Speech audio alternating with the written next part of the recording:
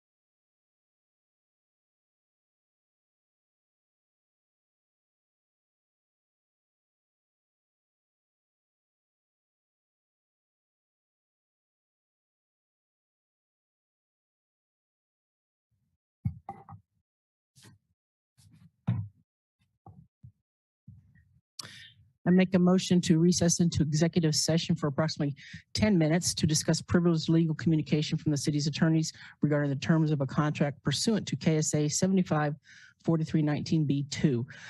The justification for the executive session is to keep attorney-client privileged matters confidential at this time. The City Commission will resume its regular meeting in the City Commission at approximately 5:45 after the executive session is concluded. Second. I have a first and a second. All those in favor? Aye. Aye. That's 3-0. Thank you.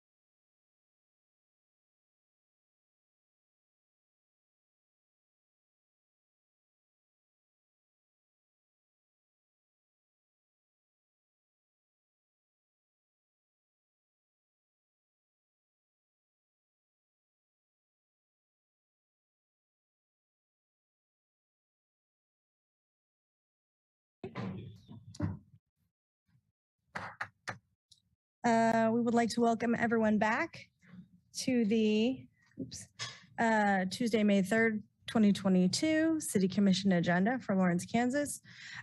First, I will have some opening explanation of how our meetings work from Sherry Reedman. Oh, I apologize. Yes, we do need to report. We have nothing to report. The report is, we have nothing. Thank you. Thank you, Sherry. Go ahead. Me first. Oh, Porter. I'll just talk about the Zoom meeting. Thank you, Mayor. Good evening, everybody. I just have a few housekeeping items for the Zoom meeting tonight.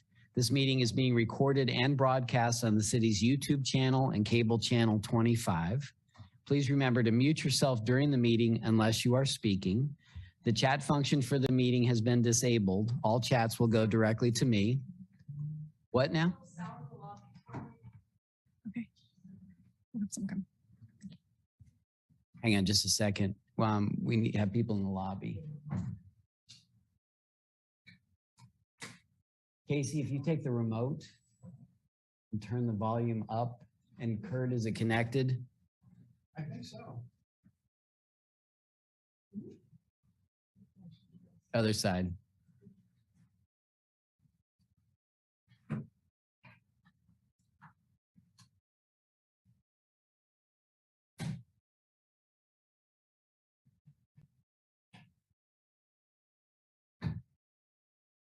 Test, test, test. They're not getting sound. Is that, can y'all hear us out there? Is it working? Sibilance, nothing. Kurt, is it connected to your system? Yes. We'll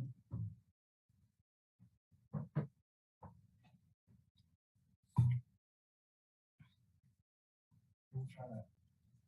Test, test, test. Did that work? Oh, Yeah. oh, I'm seeing thumbs up. Excellent. Okay, great. Thank you, everyone, Thanks for for helping letting us us with know. that. Thank you. To continue regarding the Zoom function of the meeting, I ask everybody to please remember to mute yourself during the meeting unless you're speaking. The chat function for the meeting is disabled. All chats will go directly to me. Unless you are participating in the meeting, please turn your video off. This allows the active meeting participants to be seen on the screen. You will still be able to hear the meeting. When you're participating in the meeting, please turn your video on. If you have any trouble, you can send me a chat. The city reserves the right to mute people or turn individual videos off to minimize distractions during the meeting. And now I'll turn the meeting back over to Mayor Shipley. Thank you so much, Porter. Now I think we'll go to Sherry for some other comments about public comment. Thank you, Mayor. So when the mayor calls for in-person public comment, individuals attending in person should approach the podium to indicate they wish to speak. The podium can be raised and lowered, and we encourage you to use this feature to ensure your comments are heard. Please remember to state your name before speaking, and there is a sign-in sheet. Individuals participating via Zoom should use the raise hand function to indicate they wish to speak. When you are called on, please unmute and state your name before speaking, and all comments will be limited to 3 minutes. Thank you, Mayor. Thank you, Sherry. That brings us to approving the agenda. The City Commission reserves the right to amend, supplement, or reorder the agenda during the meeting. Are there any motions to change the agenda or approve the agenda? I move to approve the agenda. I second. I have a first and second. All those in favor?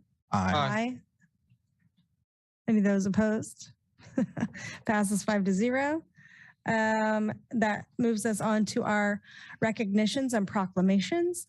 Our first proclamation is for Maryemma Jubilee Day. I hope she's here. I hope you'll come forward. I don't know if you'd like to speak first or if you'd like me to read your proclamation first, but it's certainly up to you. Thank you. Thank you for being here. Okay, I will read your proclamation. Thank you again for being here. I appreciate you. Whereas for over 47 years, Dr. Maryemma has unselfishly and without self-promotion shared her gifts and talents to bring nobility and distinction to the profession of teaching, especially in boosting the education of undergraduate and graduate students, as well as non-academic learners.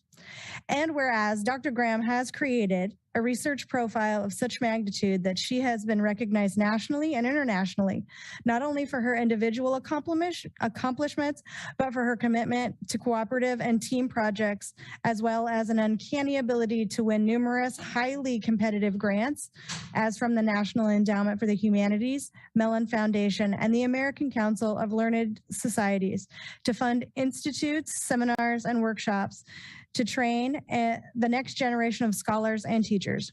And whereas Dr. Graham has epitomized the concept of service, starting in undergraduate school at Payne College through her university distinguished professorship at the University of Kansas, and blurring the boundaries that too often separate town and gown, thus creating a mutually supportive learning community. And whereas Dr. Graham has proven to be a visionary when she founded the project on the history of Black writing in 1983 to realize her commitment to literary recovery work in Black studies, innovative scholarship in book history and digital humanities, professional development and curriculum transformation, and public literacy programming. And whereas Dr. Graham has been a devout and appreciative citizen of Lawrence by promoting such arts and civic activities as Humanities Kansas, the Lawrence Arts Center, and National African American Quilt Museum, and St. Luke's AME historical preservation effort, as well as making our city a welcoming host to celebrated visitors such as the award-winning writer Alice Walker and the renowned actor Danny Glover. Now, therefore, I, Courtney Shipley, Mayor of the City of Lawrence, Kansas, do hereby proclaim Sunday, May 1st, 2022, as Maryemma Graham Jubilee Day, and celebrate the retirement of the esteemed Dr. Maryemma Graham, her contributions to Lawrence, the University of Kansas, and the profession of higher education have been enormous.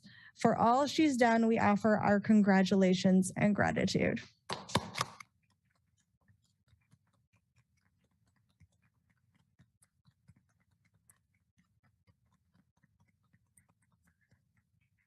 I am honored. Thank you so Thank much you for so being much. here. Our next item is to proclaim Thursday, May 5th, 2022 as Day of Awareness for Missing and Murdered Indigenous Women, Girls, and Persons. Is there someone who is here to come forward? Thank you. Hello, hello. My name is Robert Hicks Jr. I'm a member of the Pyramid Lake Paiute Tribe of Nixon, Nevada. And on behalf of the MMIW Actions for Justice Committee, we wish to acknowledge Abigail Makowa Jones for co-authoring the MMIW proclamation being read today, May 3rd, 2022. Makowa worked alongside Representative Christina Hasward and Concrete Victors in writing the proclamation. We respect the diligent work of these three Indigenous women as we honor our missing murdered Indigenous relatives. Violence against Indigenous people in the United States is a crisis, but the extent of the problem remains unknown. In 2020, more than 9,500 cases involving Indigenous people were reported, and nearly 1,500 were still active cases at the end of 2020. The lack of overall data is only one of the issues that local MMIW advocate groups and tribes have been talking about for years. And now that the MMIW crisis has more of a national spotlight, federal and state entities are starting to pay attention. In some tribal communities, Indigenous women face murder rates that are more than 10 times the national average, according to the Department of Justice. In 2017, homicide was reported as the fourth leading cause of death among Indigenous women between the ages of 1 and 19 years, and the sixth leading cause of death for ages 20 to 44, according to the Centers of Disease Control and Prevention. In a report from the National Institute of Justice, 84% of Indigenous women experience violence in their lifetime, compared to the 71% of white women. Savannah's Act directs the Justice Department to review, revise, and develop law enforcement and justice protocols to address missing and murdered Indigenous people. Some of the requirements for Savannah's Act include having the Attorney General, in cooperation with the Secretary of the Interior, consult with the tribes on how to improve tribal data relevance and access to databases. The Justice Department also needs to provide training to law enforcement agencies on how to record tribal enrollment or victims in federal databases, as well as develop and implement a strategy to educate the public. Violence against Native people is not an epidemic, An epidemic is biological and blameless. Violence against Native people is historical and political, bounded by oppression and colonial violence. We want to do more than just survive, and we seek nothing more than human dignity and nothing less than justice.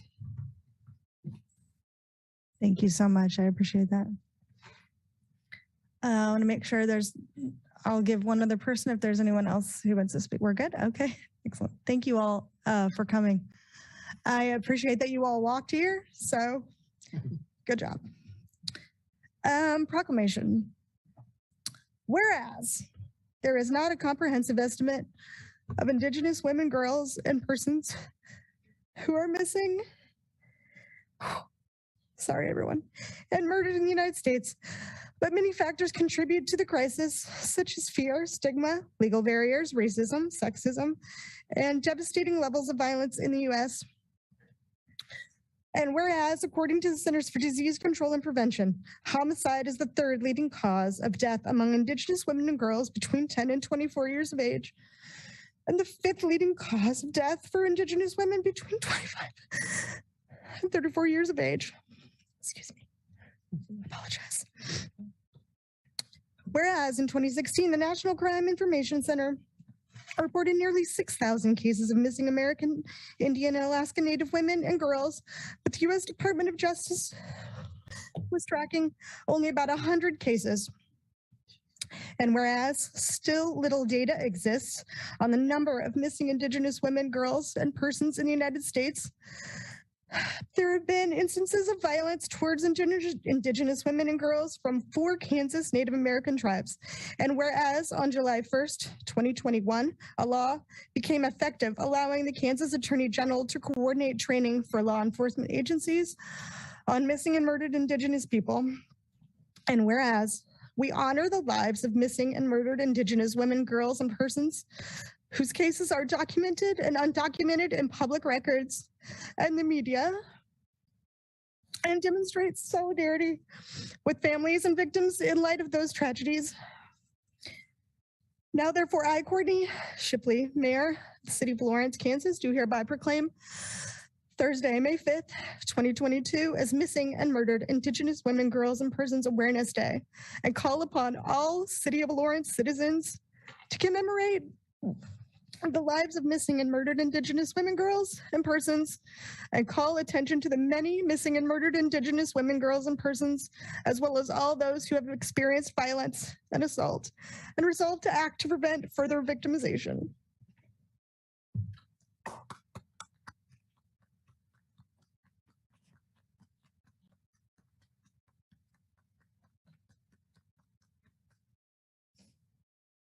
Thank you all for being here.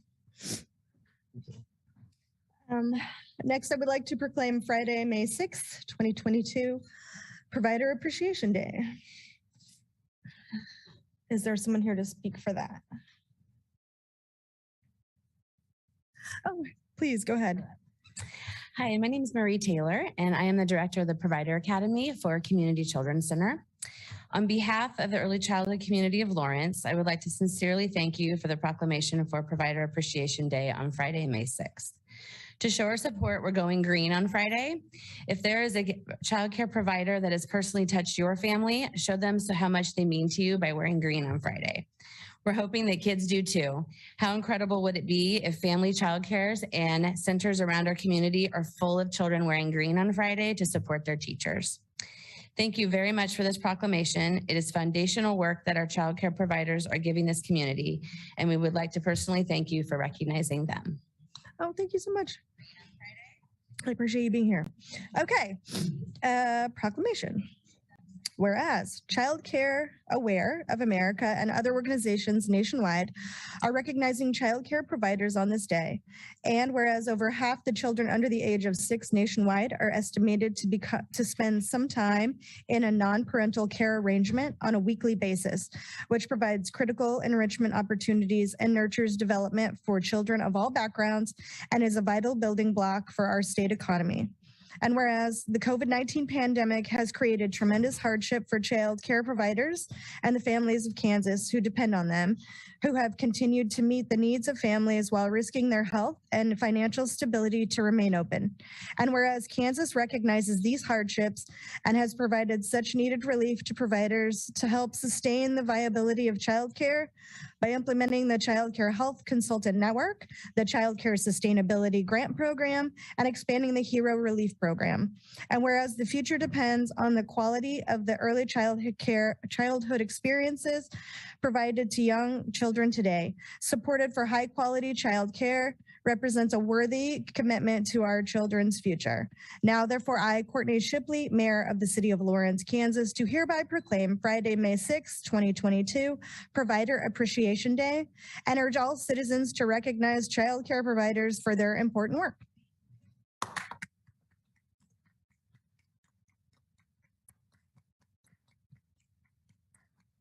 Thank you so much for being here.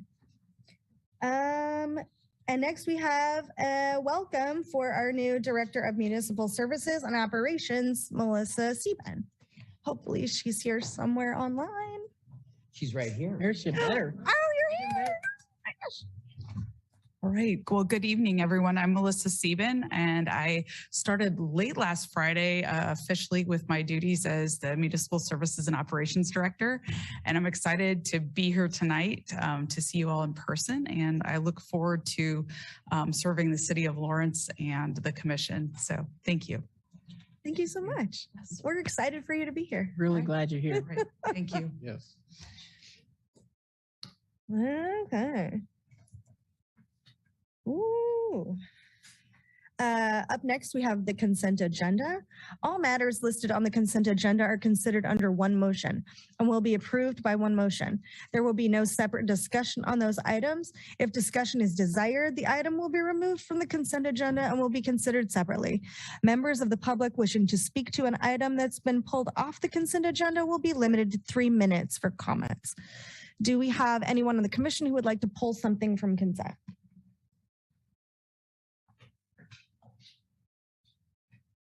Not seeing anything. Is there anyone in the room who would like to pull something from our consent agenda? Not seeing anyone. Sherry, is there anyone online who would like to remove something from our consent agenda? Oh, sorry.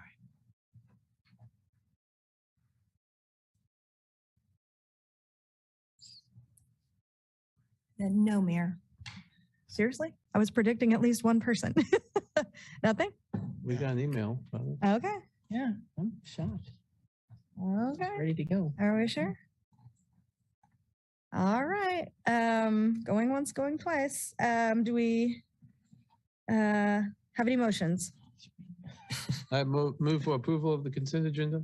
Second. I have a first and a second. All those in favor? Aye. That passes 5-0. Wow. Know what happened there? Hey. Okay. Hey. Hold on, give me a minute to scroll down. I wasn't prepared for that either. Okay. Apologize, everyone. Next, we have public comment. Public is allowed to speak on items or issues that are not scheduled for discussion on the agenda. As a general practice, the commission will not discuss or debate these items, nor will the commission make decisions on items presented during this time. Individuals should address all comments and questions to the commission. Each person will be limited to 3 minutes. Do we have anyone for public comment?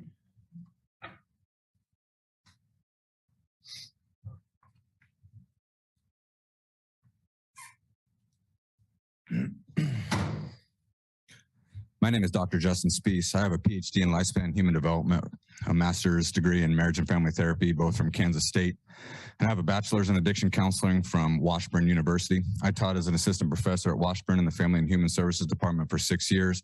I was a licensed marriage and family therapist and licensed master addiction counselor here in Kansas through the BSRB and have worked as both in the past. I was a board member of the BSRB Addiction Counseling Subcommittee and served as a secretary for the SDA Care Center Board here in Lawrence, where prior to that I worked as a child therapist for children who had been sexually abused. I served in the United States Navy submarine service from 2000 to 2009 on the Fast Tech submarine, Marine USS Springfield out of Groton, Connecticut. When I got out of the Navy in 2009, I was a first-class petty officer in E6. I'm now running for the Douglas County District 1 Commissioner seat, currently held by Patrick Kelly. So why am I running? Well, there's lots of reasons, but one of them is that I never used to pay any attention to local politics until COVID hit. But when it hit, I realized right away that the macro system, see, I can say the word system too. I'm talking about Bronfenbrenner. You know anything about him? Probably not. So decisions made in the macro system run downhill. We all know that, but it became real during COVID when policies made on the federal level rolled closer and closer to us. And when they got to the micro level, local government, these clowns, the county commissioners, all those clowns, if there was no one there to resist any of the mandates, the illegal mandates, the abusive mandates, if there was no one there in local offices stand up and say no, then it all just rolled full force into our lives, and it did. So here I am. Not only will I fight for all of our freedoms and against everything these clowns stand for, I'll enjoy it. I'll fucking love it, man. It will give me strength and nourish my soul to resist these motherfuckers at every possible turn. Mayor Shipley, you recently tweeted that if Elon Musk bought Twitter, that you'd delete your Twitter account. He bought it, but of course you haven't deleted it. Let's set aside the fact that your reaction to this news was what I'd expect from a 15-year-old spoiled brat not getting her way, and that you need to grow the fuck up. But more importantly, I think we should know why you don't support free speech. So why don't you support free speech, Courtney? I know you won't answer me. You're the mayor of a large liberal university city. Why don't you support free speech? Because you didn't get your way? Welcome to the club. Difference between me and you is I don't whine and cry and make false promises about shit online. I fight back. Where's your conviction? Where's your courage? Ain't got none. Why you think that over, Courtney? Here's a question for all you up there. Back in September, I was attacked, assaulted, battered, and stole from while I was protesting child mask mandates outside of Sunset Hill Elementary here in town. I was standing on the corner minding my business when a car pulled up out of nowhere, parked illegally in a school zone, crosswalk zone during school drop-off hours. Hopped out of his car, walked up to me, and unprovoked took my signs out of my hand and attempted to swing the sign at me. The entire incident was caught on a neighbor's security camera across the street, and KCTV5 out of Kansas City ran a news report on it and everything. Go check it out. Thank you, sir. You can email me your answer. Any other public comment? Yeah, I got some public comment. Michael, Lawrence Accountability. You know, I've been coming here quite a while talking about some pretty serious issues. I've never treated you guys with disrespect, but I still get ignored. I just challenge that because it really doesn't matter whether it's Justin Spies up here yelling fuck this and shit that and all that. We still get ignored. Tonight I'm here to talk about the most recent exoneration of LPD. Y'all have seen the video, I sent it to you. Sergeant Neff came to my neighborhood, was asked his name, and decided to be a smartass. Got the exonerations here. They knew who I was. I'm sure some of you at least can recognize my truck when I drive around town. They chose to wake me up, knowing who I was, and then refused to identify. I inquired to find out some information about some OPA records and find out why they were exonerated, requested the emails. One of those emails I got is what's about to be given to you. In this email, Casey Cooper, the head of OPA, assigned this investigation to a couple patrol lieutenants. Now, if you don't remember, several months ago, I published a video about where Troy was telling us these things are handled at the patrol level. When there's an OPA investigation, there's all kinds of writing. Things get documented. But these things get handled at the patrol level. Ryan Halstead is Sergeant Neff's direct supervisor. That's not best practice when it comes to accountability on a police force. That's another situation where we have patrol investigating themselves. That's happened before. It happened in the summer of 2020 when the officers decided to make an investigation out of us because we wanted accountability for the actions of Brad Williams. And instead, in the last couple of years, I filmed officers going above and beyond the call of duty when it comes to excessive force. walking up to houses, prowling around them, and then knocking for several minutes without identifying. When a subject comes to the door, they throw him to the ground without telling what they're there for, and it's exonerated. Another arrest downtown, exonerated when an officer comes in and puts the knees on a back of a man who'd been complaining of back pain, unprovoked. There was no violence happening until that officer got there. I'd like to sue. I have the money. I have the will. I was ready to go to court, fully ready today to go to court. But apparently I don't have enough public controversy. And I'm sorry, but Mayor Shipley, I really wish I could see that kind of sympathy you showed toward those two guys that got beat up by the police. Those are our citizens. Thank you. Is there any other public comment in the room?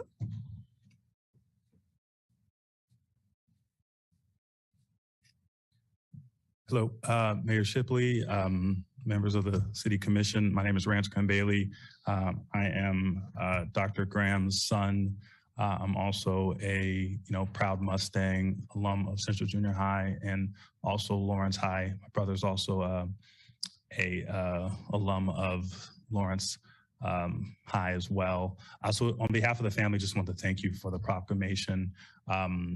We have been trying to shower her mom and celebrate her career, but other things I just wanted to highlight. So for one of the things that mom, and I think it maybe come up in the proclamation, is she's done a lot of work with the schools here in Lawrence and workshops that have benefited teachers that I've had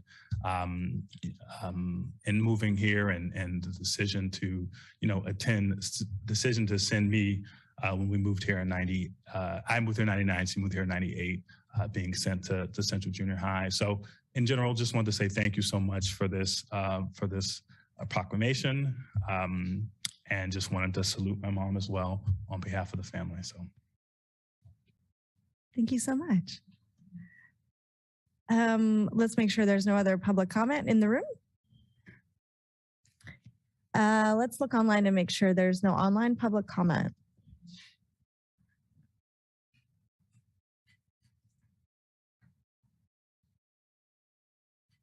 No, Mayor.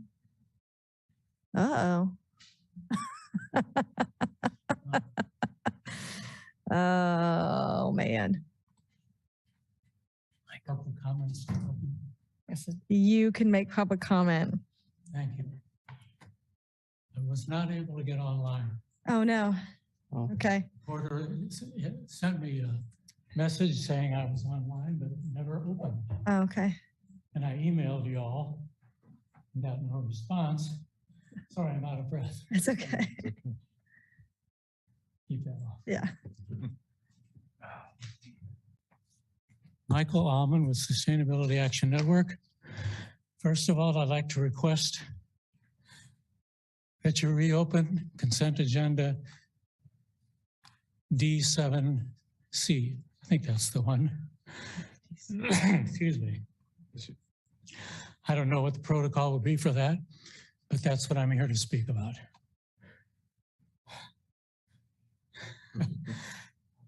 From the 4 January Commission meeting discussion, you know the background of the green pavement issue. The Commission approved $382,000 in 2020 for green pavement at 151 intersections of shared use paths with streets and commercial driveways, project CI 210002. Engineering staff has not complied and instead used some of those funds for a consultant in an attempt to discredit green pavement for shared use path intersections. Green colored pavement is a universally accepted standard for all bikeways. However, what's at issue here is that that project specifies green pavement for shared use path intersections, and engineering staff doesn't like that use. To bypass the Commission's desire to enhance the visibility and safety of bicyclists and others at SUP crossings, staff has proposed 3 rationales. They claim the federal highway interpretation of the Manual of Uniform Traffic Control Devices as prohibiting green pavement for SUP intersections. Not only is this only an interpretation, but it's interim while the MUTCD is being revised. And even now, the types of facilities that MUTCD okay for green pavement includes other bicycle traffic conflict areas, which surely can be a shared use path. And there are other manuals too from AASHTO and NACTO that we can go by. Engineering staff makes the absurd claim that shared use paths are not bikeways because pedestrians also use them. By that pretzel logic, those facilities alongside most streets are not sidewalks because bicyclists use them. Well, I'd like to point out that Lawrence still has no exclusively dedicated bikeways. They're all shared in some fashion with other modes, sidewalks, lanes in the street, bicycle boulevards, and yes, shared use paths. They are our bikeways by choice. Staff also claims federal highway will disqualify us from funding if we use green pavement in these situations. It's a red herring. It's not federally funded anyway. So there's nothing stopping Lawrence from using green pavement at shared use path crossings. But staff is trying to derail it by forming a new policy prohibiting it. They have a preordained conclusion before creating the policy, having told the Multi-modal Transportation Commission that they don't intend to install the project CI 2102. So you see, they're approaching it backwards. I'm sorry. Do not, whatever the request is in that, to change the scope of that project. Keep the project for installing it, the 151 locations, and proceed. Thank you. And I don't know if you can backtrack but that's, so anyway, thank you. Michael. Thank you for coming, Michael. I guess we'll talk about it with staff. Thank you, thank you. Thank you. Any other online, I'm sorry. With him not being able to access the Zoom, isn't it a legitimate claim for him to open that back up? I don't know, Sherry. We do have a statement at the top of the agenda, Mayor, that says that this is not the primary way for accessing or participating in the meeting, and access that way cannot be guaranteed. We'll discuss it with staff. That's all I can posit. There's no more comment here in the room and no more online. We will be moving on to we did have a work session that is deferred. We'll be moving on to our regular agenda item number 1, which is to receive the 2022 Community Development Block Grant and Home Investment Partnership Program funding recommendations and 2022 Annual Action Plan, and hold a public hearing regarding the recommendations and the 2022 Annual Action Plan, which opens the 30-day public comment period. Good evening, Mayor, Commissioners. This is Danny Walters, and I'm with the Housing Initiatives Division for the city. The item before you tonight is the receipt of the 2022 program year funding recommendations for the Community Development Block Grant and the Home Investment Partnership Program. In addition to receiving the recommendations, tonight is the public hearing for the 2022 program year. Brad Carr, who is our Community Development Analyst, will lead you through a presentation on the item, and then following that, we would ask that you open the public hearing portion. After the public hearing closes, Brad and I will both be here to answer any questions that you or others might have about the item. So with that, I will turn it over to Brad.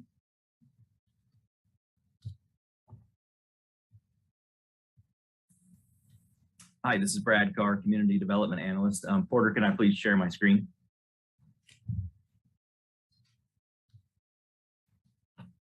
Go ahead, Brad.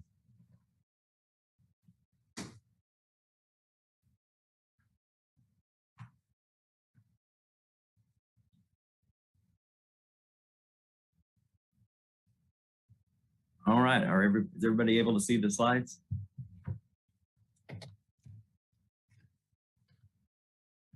All right. As Danny said, I'm Brad Carr. I'm the Community Development Analyst in the Housing Initiatives Division of Planning and Development Services. And our agenda item tonight is to present the funding recommendations for the Community Development Block Grant and the Home Investment Partnership's 2022 program year, and to hold a HUD-required public hearing on our 2022 annual action plan. There are some items attached to the agenda item tonight, including an investment summary with the recommended funding allocations, a draft of the 2022 annual action plan, and also a staff memo describing the application and the funding recommendation process. As noted in our annual action plan, HUD has not released the actual allocation amounts to be received by the city at this time. So all dollar amounts that we're discussing today and that are discussed in the plan are estimated numbers. HUD has issued guidance to us that for us to proceed with these estimated working numbers throughout this public hearing process, and then to update the plan when the actual grant numbers are released. We have indicated in the action plan how an increase or a decrease in funding will be addressed for each of these grants. Per the adopted citizen participation plan, the city conducts 2 public hearings a year to obtain citizen views and comments and to respond to proposals and questions. Such meetings will be conducted at 2 different times of the program year, and together will cover the topics of housing and community development needs, development of proposed activities and strategies, and also a review of the past program performance. This public hearing tonight covers the upcoming 2022 grant year, which begins August 1st of 2022. The second public hearing will be held with the Affordable Housing Advisory Board during the fall, and that looks at the results of our 2021 program year, which ends July 31st of 2022. And also during that fall hearing, we hold a planning process for our upcoming 2023 program year. This slide provides the timeline for citizen participation for today's public hearing. The public comment period on this 2022 annual action plan and the recommended investment summary begins today, and then it ends in 30 days on June 30th of 2022. In the plan, there's directions on how the public can submit comments, and all comments that are received during this time period are added to the action plan before it's submitted to HUD. The recommendation process, the Cdbg home allocation and recommendation procedures were created to outline the methodology of funding allocation recommendations for the city of Lawrence. These procedures went into effect beginning with the 2020 Cdbg and home program year, which began August 1st of 2020. The City Commission reaffirmed the use of this process and the scoring matrix again for this upcoming 2022 program year. The recommendation process does include some automatic allocations, which include funding for city programs and also administration for both grants. The home funding was recommended by the Affordable Housing Advisory Board at their March 14th, 2022 meeting, and a city staff team recommended the Cdbg public service allocations. And we'll go through those soon. On the home grant side, the Home Investment Partnership Program, with that acronym HOME, is the largest federal block grant designed exclusively to provide affordable housing for low-income households. The base home grant that the city is estimated to receive is $450,000. Per the allocation and recommendation procedures, the home administration line is automatically applied at the regulatory cap of 10%, so $45,000. As shown on this slide, the AHAB provided their recommendations for the remaining amount of the home grant funding. 2 items of note that I'll run through with you are that the city is required that a minimum of 15% of the base grant must be allocated to the city's community housing development organizations, another acronym known as a CHODO, for which we currently do have one here in town, and that's tenants to homeowners. So at a minimum of 15% of the grant has to be awarded to them. And then a maximum of 5% of the grant can also be awarded to them for operating expenses, which helps their day-to-day operations in delivering home and home eligible activities. As you can see, the projects that received recommended allocations include Tenants to Homeowners First Time Home Buyer Assistance Program, which includes down payment assistance and both project and closing cost subsidies for income eligible first-time home buyers. The Lawrence Douglas County Housing Authority for tenant-based rental assistance. And that's a HUD-approved voucher program that has a focus on moving homeless households into housing under a 24-month program, which also includes a component of case management. And then those last two that we discussed, the CHODO project funds, which is that minimum of 15% that's required to be allocated, and then also the CHODO operating funds. The AHAB did recommend funding at the maximum operating funds of $22,500 and the minimum 15% of project funds at $67,500. This table and chart are just for your reference, and it shows the city's past home funding over the previous 10 years. And now we'll move on to the CDBG side. The Community Development Block Grant, CDBG, provides annual grants on a formula basis to entitlement cities and counties to develop viable urban communities to provide decent housing and suitable living environments, and by expanding economic opportunities, principally for low and moderate income persons. The base CDBG grant for 2022 is estimated at $750,000.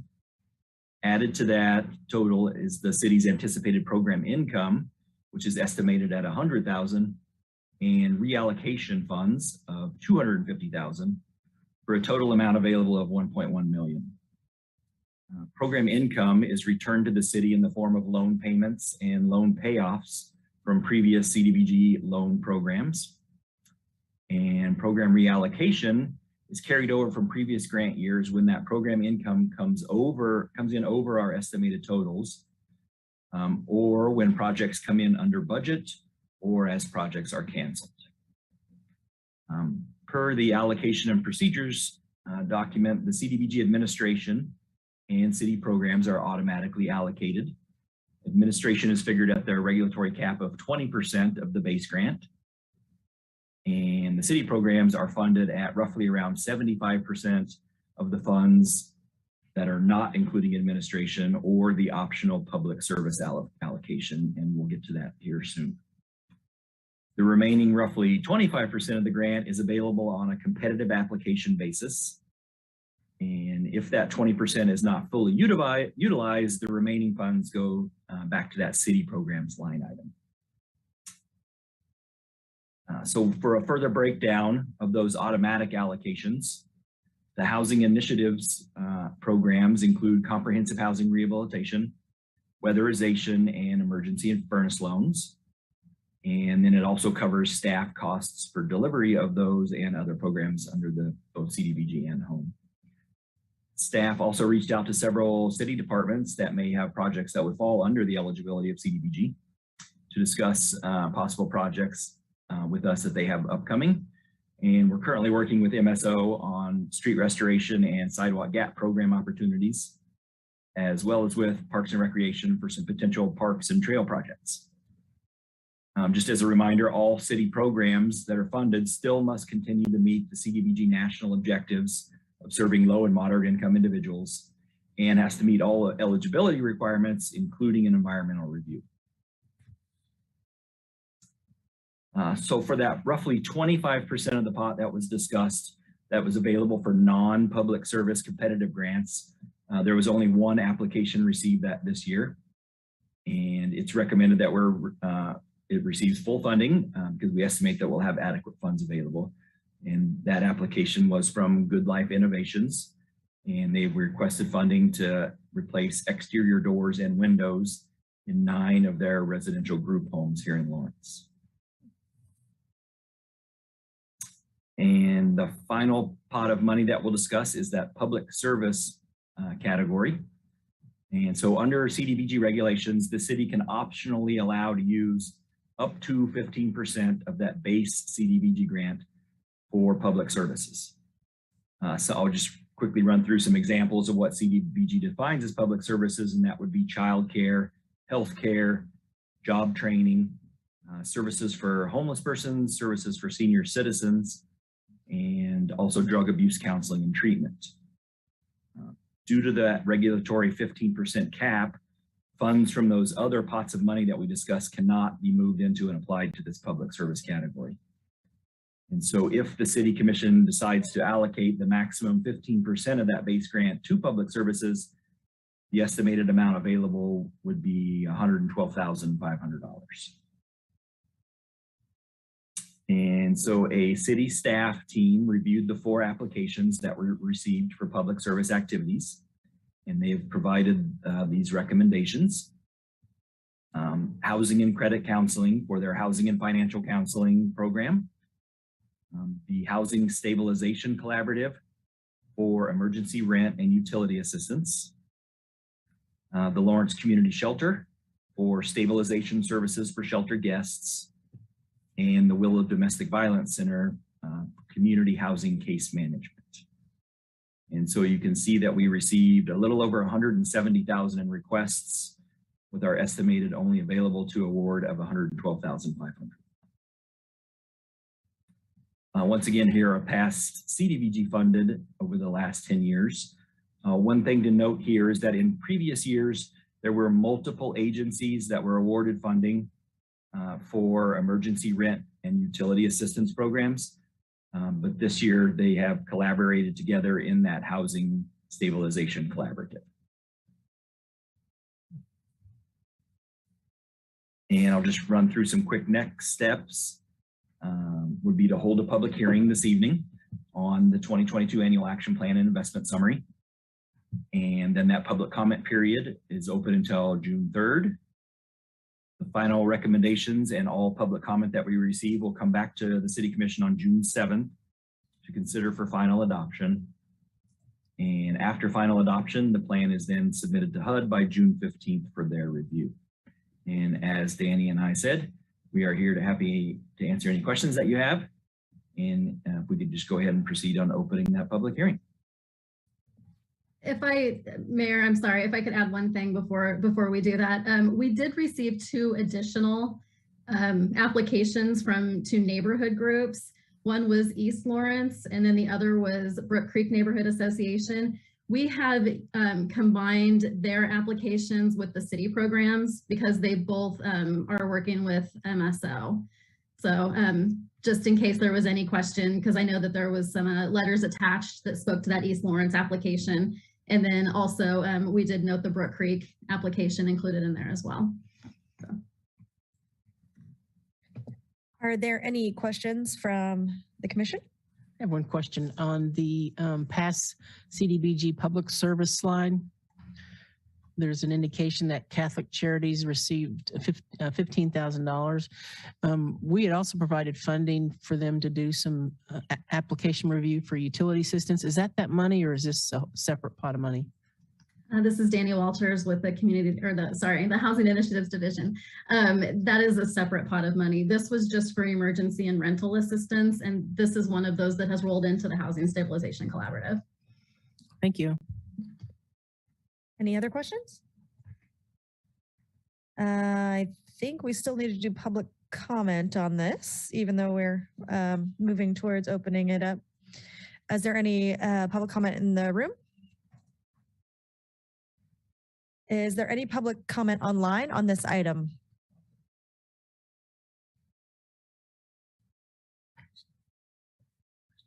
Oh, sorry. Okay, it's okay. No, Mayor. We're not saying anything. I do have another question from our commissioner. Yeah, I was looking at the page that shows the allocation, the spreadsheet that shows the allocation, and you have a list down here of potential city projects. Are these projects that are definitely going to be done with that city money, or is these are just possibilities? It says potential, but I'm wondering if these are definitely on there. Because I know we got some support for the Elna traffic markings. This is Danny Walters with the Housing Initiatives Division.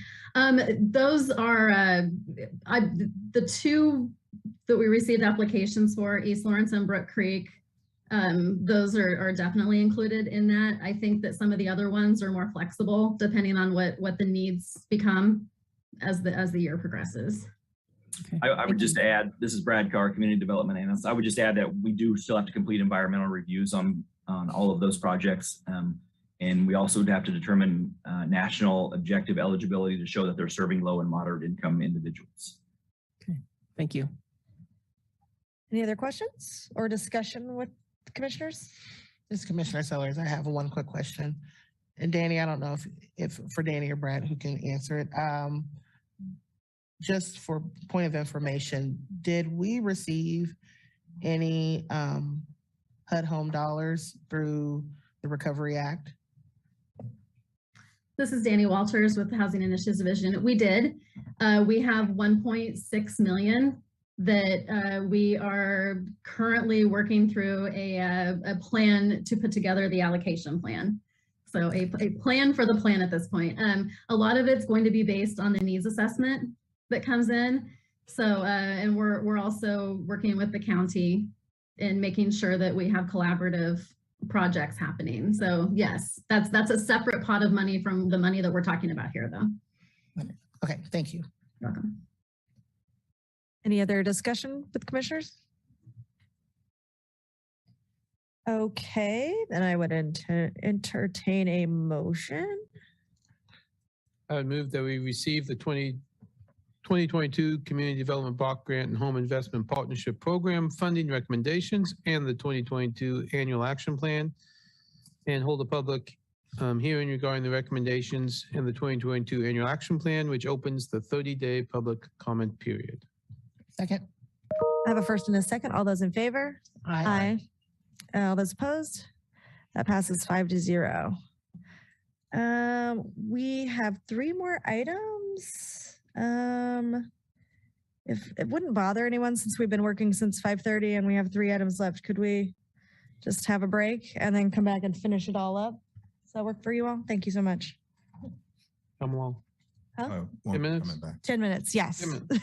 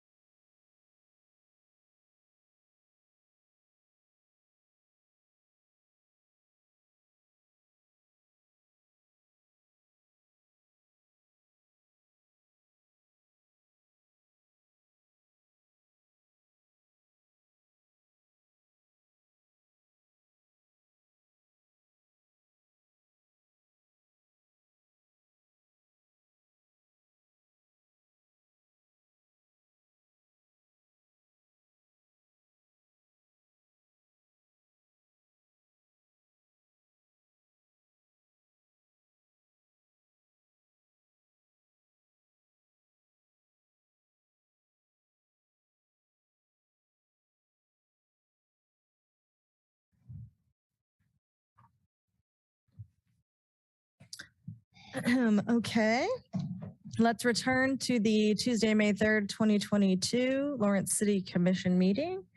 Our next item is regular agenda item number 2, which I have scrolled down from.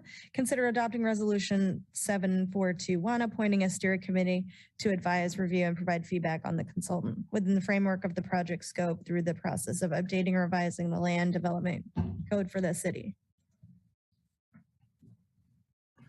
Good evening. I'm Braden Thorngate. I'm a planning and development analyst. I'm here before you with this item. It was last in front of you on April 19th when you authorized the city manager to execute the professional services agreement with the consultant. However, we received some public comment from Multi-modal Transportation Commission and Live Well Douglas County regarding seats on the steering committee. So we deferred this resolution to bring it back to you tonight. I don't have a presentation for you about this. Really, this resolution establishing the steering committee is setting, I guess, the seats and the groups or organizations that would be represented by those seats on the steering committee. This is not necessarily appointing specific individuals yet. We'll have time to do that once this resolution is adopted, and we can put it out for the ability for people to apply for interest for any at-large seats or anything like that. But with that, I'm here to answer any questions you have about the makeup or the background of how we got to this point. Thank you. Are there any questions from the commission? All right, let's see if there's any public comment from the audience. Let's see, is there any public comment online for this item? Nick Kuzmiak? You all hear me all right? All right. Good evening, commissioners. My name is Nick Kuzmiak. Address is 1228 Delaware Street, and I'm here representing the Multi-modal Transportation Commission, fondly known as MMTC. So I first wanted to thank you all for acting on last meeting's consent agenda item and taking a closer look at the makeup of the potential steering committee for the land development code update. So I'm basically here to just, reiterate the main points of my correspondence from last time and be available for questions if you happen to have any. The main gist of MMTC's position is that transportation and land use are inextricably linked, and we believe it would be prudent for the city to appoint a representative from MMTC to the steering committee in order to ensure that this link is considered at all points in the code update process. What I neglected to mention in my previous comment was that I also believe the other suggested groups could indeed offer some valuable perspectives on how land use affects other important aspects of the community. For example, the Affordable Housing Advisory Board works diligently on that particularly critical part of the housing supply.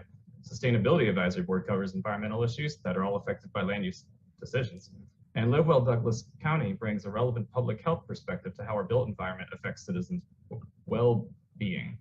It's certainly up to you to weigh the benefits of having these 4 additional perspectives, including us on the MMTC, against the larger committee than may have been originally intended. But I should note that the Downtown Master Plan Committee had nearly 20 members on it, while covering a significantly smaller scope and area than this code rewrite for the entire city. Regardless, I trust your judgment, and I'm definitely looking forward to following this important project over the coming months. Thanks very much. Bobby Flory? Good evening, commissioners.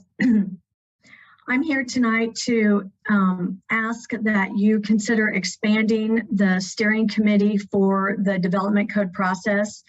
It's been over 15 years since we've been able to work on the development code to get a new one, so it's a pretty exciting time. And I want to make sure that we fully take advantage of this opportunity. This is a technical document. It's the consultant's job to make it user-friendly, but I think that we are missing some, I think there are local resources that we need to include in this that need to be more prominent on this committee. Right now, there is 1 position for a design professional and 1 position for a construction professional. I think there needs to be at least 2 engineers, 2 land use planning engineers on this committee, as well as an architect. Those are different different types of professionals, but they work with the development code. They are hands-on working with the development code on a regular basis. They can bring creativity, insight, and their local professional resources to this project. So I think only including one design professional is a huge oversight when we're working on our community's development code. The other position is a construction professional. I think that should be expanded to be one developer and one builder. Those are also, again, different professions, and they bring different aspects to the table. And they also work with the development code on a regular basis. So I think we really need to take better advantage of the local resources we have and expand and include those additional professionals in the steering committee. It's not that we wouldn't all get public comment on this at some point, but in the steering committee, it's pretty critical into the direction that this plan goes is the work done at the level before it even gets to public comment and public input. That's why I think it's really important to have those professionals on this committee.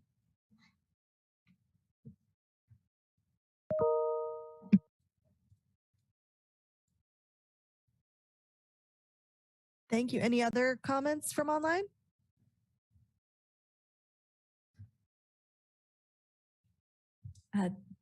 That's all I see, Mayor. Thank you. Okay, let's bring it back for discussion. So I don't know. My first thing that I saw was a city commission representative serving as chair. And some commissioners who've been here longer than I will remember there being a discussion of taking commissioners off certain boards because you might vote on it later and it being sort of double dealing or directing boards. So I wondered if we should have a conversation about that, or if it's just no different, as another commissioner suggested, there were commissioners on the 2040 or whatever. Is it the same? How do we think that's okay? I think on steering committees, it is a little bit different. And so that's why I think it's a value to have a commissioner on there as part of that process to lead it, to guide it through as the chair.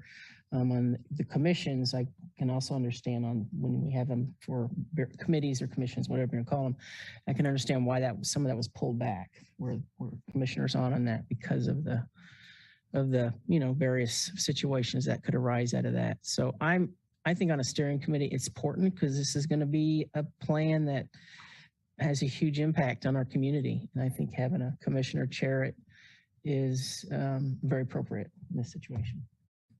Any other thoughts from commissioners?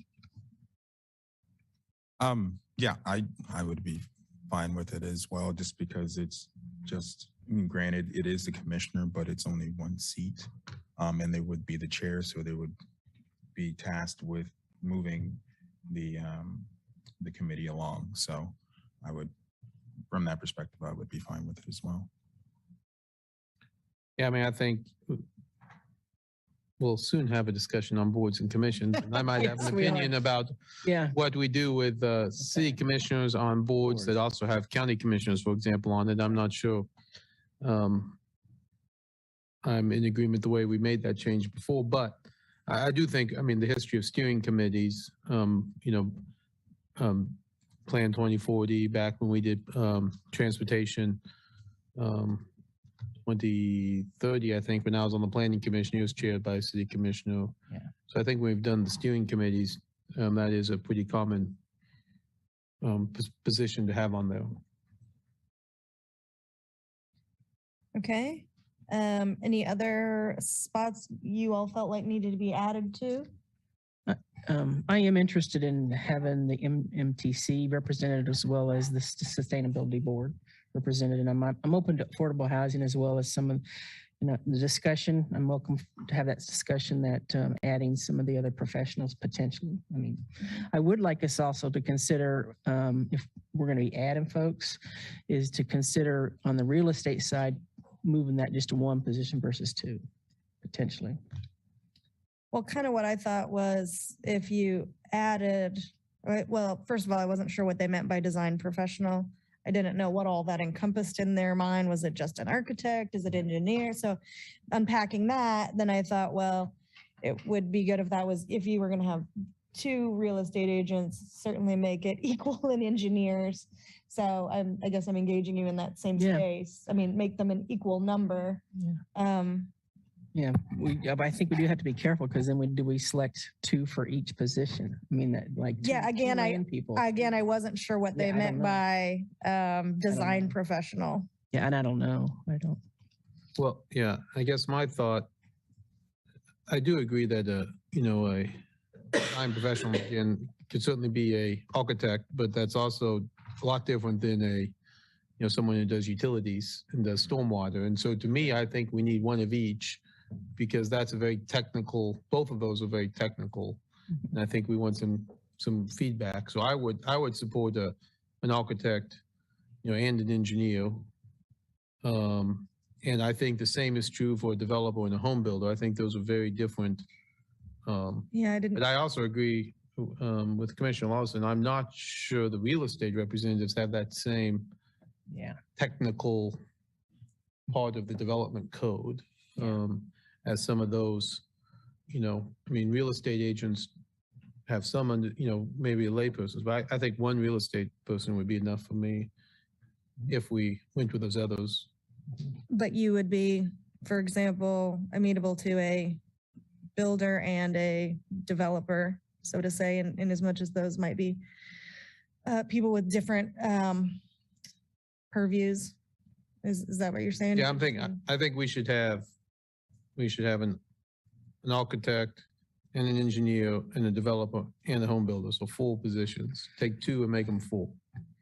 Would that replace the design and construction professional since it kind of falls in those areas? Take those 2 and make them 4. Make them more defined. Make those more defined. Take those 2 positions and make them 4. Yeah. Okay. Okay.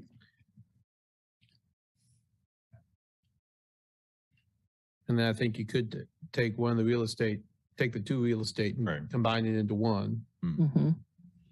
And then, I'm certainly, MMTC Sustainability AHAB, I understand their role and I'm not opposed to adding them. I do think, usually the way this works is we sometimes send these drafts to those committees, for feedback as well. So we are going to get some of that. At least I expect we will.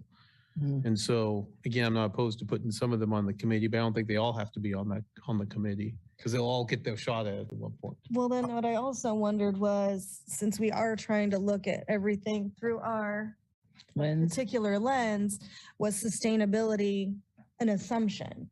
And so, but then I see your face. And it's kind of like, yeah. So, but then who drives that? Who works through that with them, or as you said, it comes to sustainability later, or is the sustainability champion the champion on that? How is that intended to play out? Because this might be a little different than what we've done in the past. Yeah. Did we get an answer on defining the at-large representative on this? Anybody? I'm assuming it can be anybody we chose in the city, or the mayor, I should say. Would you like more than one at-large person? I think we could remedy some of this with an at-large, having an additional at-large representative. Only because I know we started the conversation with who could potentially take the place of someone who could fill this gap. And I know with steering committees, there's usually a sweet spot as far as your membership. You can be as gregarious as 21 members, you can be as conservative as 9 members. And I haven't really heard us discuss where do we feel a comfortable spot would be, a comfortable number would be for our steering committee. Because this was, again, presented to us as one possible composition. But I think we need to build that composition with a number in mind as how many people do we want to be a part of this steering committee? Well, I will tell you, on the master plan we did for the Parks and Rec, we had 17 on that one. Right. So, yeah. And I would ask as well, Nick brought up a great point regarding the downtown master plan steering committee and the number of that steering committee. Would we be able to learn the composition of that? It escapes me right now. Was it similar to what we're thinking here for the development plan? I'm trying to find that. I don't know it off the top of my head. Maybe Jeff, I see is on the call. He might remember it better than I do while I try to look it up. And sorry, this is Brandon, Planning and Development Analyst. No worries. So right now, if we go with adding the MMTC and the sustainability, we're looking at 12, along with the expansion of those 2 positions. Yeah, and we haven't. That's without the commission. That's Yeah, and I know we haven't discussed the Affordable Housing Advisory Board. That I do believe someone in that capacity or speaks to that realm. If we don't think they can fit in an at-large, I think calling out a specific commission that needs to be represented, board or commission on here, I would like to see the Affordable Housing Advisory Board needs a representative from there. Makes sense. I agree. I think we're, at least I hope, it sounds like we're all in consensus that, you know, those boards would be, I'm not sure about sustainability, although I would prefer that we have a champion regarding sustainability on there, somebody that could actually drive it and have that top of mind. But it sounds like all the other recommendations we seem to be in agreement on. Yeah, and to your point, Brad, about these groups, these commissions will get a shot at it, which they will. Yeah, I think it goes back to what Bobby Flory said, and everybody can come in public comment. Everybody can comment on what's been decided, but to actually be at the table when those decisions are being made, I think that's really important. And again, I think what we're talking about now would put the committee at 13, which is a good number. I mean, it's not an overwhelming number. We certainly had more on others. Commissioners, if I may, Jeff Craig with Planning Development Services did have the list of individuals for the downtown plan if Commissioner Littlejohn would still like that information. Yes, absolutely. Just curious. So the list, and I will try to read this and not stumble and hopefully get them all in the right order. It was a representative from the East Lawrence Neighborhood Association, an Oriad neighborhood representative, an Old West Lawrence Neighborhood Association representative, a Pinckney Neighborhood Association representative, North Lawrence Neighborhood representative, Explore Lawrence, At Large, Lawrence Cultural Arts Commission, Historic Resources Commission, an architect position, a developer position, a planning commissioner, a downtown Lawrence Inc. position, a downtown business owner tenant position, downtown residential owner and tenant, downtown property owner at large, an affordable housing advisory board member, and a Lawrence Chamber of Commerce member. Okay. That's more than 13. Yes. I'm sorry to make you do that, Jeff. I just actually wanted to see if you do that, but I think they only met. Go through that one more time, please. Just kidding. I think they only met twice. If I remember right, Diane, that group only met twice, I think. I believe the board met, it was scheduled to meet 3 times, and I believe they ultimately met 4 times due to COVID. Okay. Okay.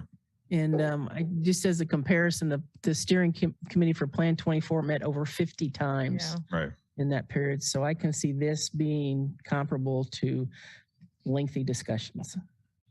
So. How big was that steering committee? I don't remember some number. Commissioner, I believe that steering committee was 10 members strong. 10. Okay. So I don't think what we've got here is donors. I'm comfortable. So I just, for staff's sake, I want to make sure they got what we decided to add, which was MMTC, AHAB, a developer and home builder taking 1 spot for the design, an architect and engineer. Did I get all those? And a SAB, sustainability. Sustainability. Oh, okay. We did decide. Okay. And squeezing that real estate down to 1? 1. Yeah. Okay. That would put us at 13. Yep. And 1 at large. That was what to say, Commissioner. 2 at large. I thought 2 at large. Commissioner Okay. Sellers suggested an at large. Yeah. So if we did a new at large, that'd be 14. If you had the commissioner, yeah. Yeah, you keep the commissioner, that'd be 14. Do we need non? We need a number. We need non. Odd number. Oh, yeah. Neighborhood. I'm not opposed to just having 1 at large. If it's if the scope of that definition is pretty broad, then I think there's some opportunities to capture whoever that would be, whether it's a community member or someone from an additional board or commission. That's up to the, Us. Yeah. yeah. So if we leave that way, it'd be 13, which does seem better than 14. Thank you. Or you can make the commissioner non-voting. That's true. Yeah, that Yeah, would be then that fine. would solve my Yeah, concern. Yeah, it Not would. voting, just Is that unusual to do Right. that, What is the question? Sherry? the Or commissioner would be non-voting. just chair of the committee? then- I mean, is that unusual? Any thoughts on that, staff? Anybody from staff? What sort of unintended consequences is that? Is there any that you can think of? Of what? Of the 15? Or No. If we had 2 at large and then the city commissioner who was the chair was just non-voting, so we would still have an odd number. We need the odd number to vote. Okay. I don't think so. I think that would work great. That'd be fine with me. You like that? I like the idea of 2 at large. Okay, good. Okay. Okay, what other issues were there besides the makeup? Can I just repeat that just to make sure I have it? Because Brandon, you're wanting this adopted with the changes, or are you going to bring this back with the changes? If the commission is comfortable with it, it would be great to have it adopted with the changes, but if they would prefer to see it back, I can do that as well. Just do Okay, the good. changes. I just want to make sure that I have it. So it'll be one city commission representative that is as the chair, but not voting. One Douglas County Planning Commission representative, an architect, an engineer, a developer, a home builder. One real estate representative. Do you want to identify whether that is commercial or residential, or just leave that open? Just leave it open. Let them One decide. Lawrence Chamber of Commerce representative, 2 at-large representatives, an MTC, a sustainability, and an AHAB representative. Did you get the neighborhood association member? What one? Sherry? I didn't. Which one? Neighborhood association. Yeah, it's the land one. Yeah, it's still on there. Okay. She just didn't say it. Okay, I didn't hear. Yeah. she didn't Oh, I'm say it. sorry. It was on there. It's Okay. already on the list. Oh, yep. Right. Sorry, I had those under one bullet. Yes, Lawrence Association of Neighborhoods representative. Got it. Okay, so I'm good. I would make that motion. I would second that motion. I have a first and a second. All those in favor? Aye. That passes 5-0. Is that a good enough motion? Sure. It is. Okay. Good. I would say it may seem, even to myself, a task to appoint those people all at the same time, but to make clear to my other commissioners, I'm very much open to your feelings and advice, that I trust you and I hold you in high regard. So if you also know of people that you think would be great in that position, I hope you will in no way hold back in informing me of someone you would like to see. Thank you. Challenge accepted. Let's move on then to item number 3. Consider authorizing the city manager to execute a professional services agreement with Withers Ravenel in the amount of $1,600 and $2,010 for the development of a citywide asset management policy and strategic asset management plan. All right, let's do that. Hello, Commissioners. This is Darren Haig. I am the Asset and Innovation Manager with MSO.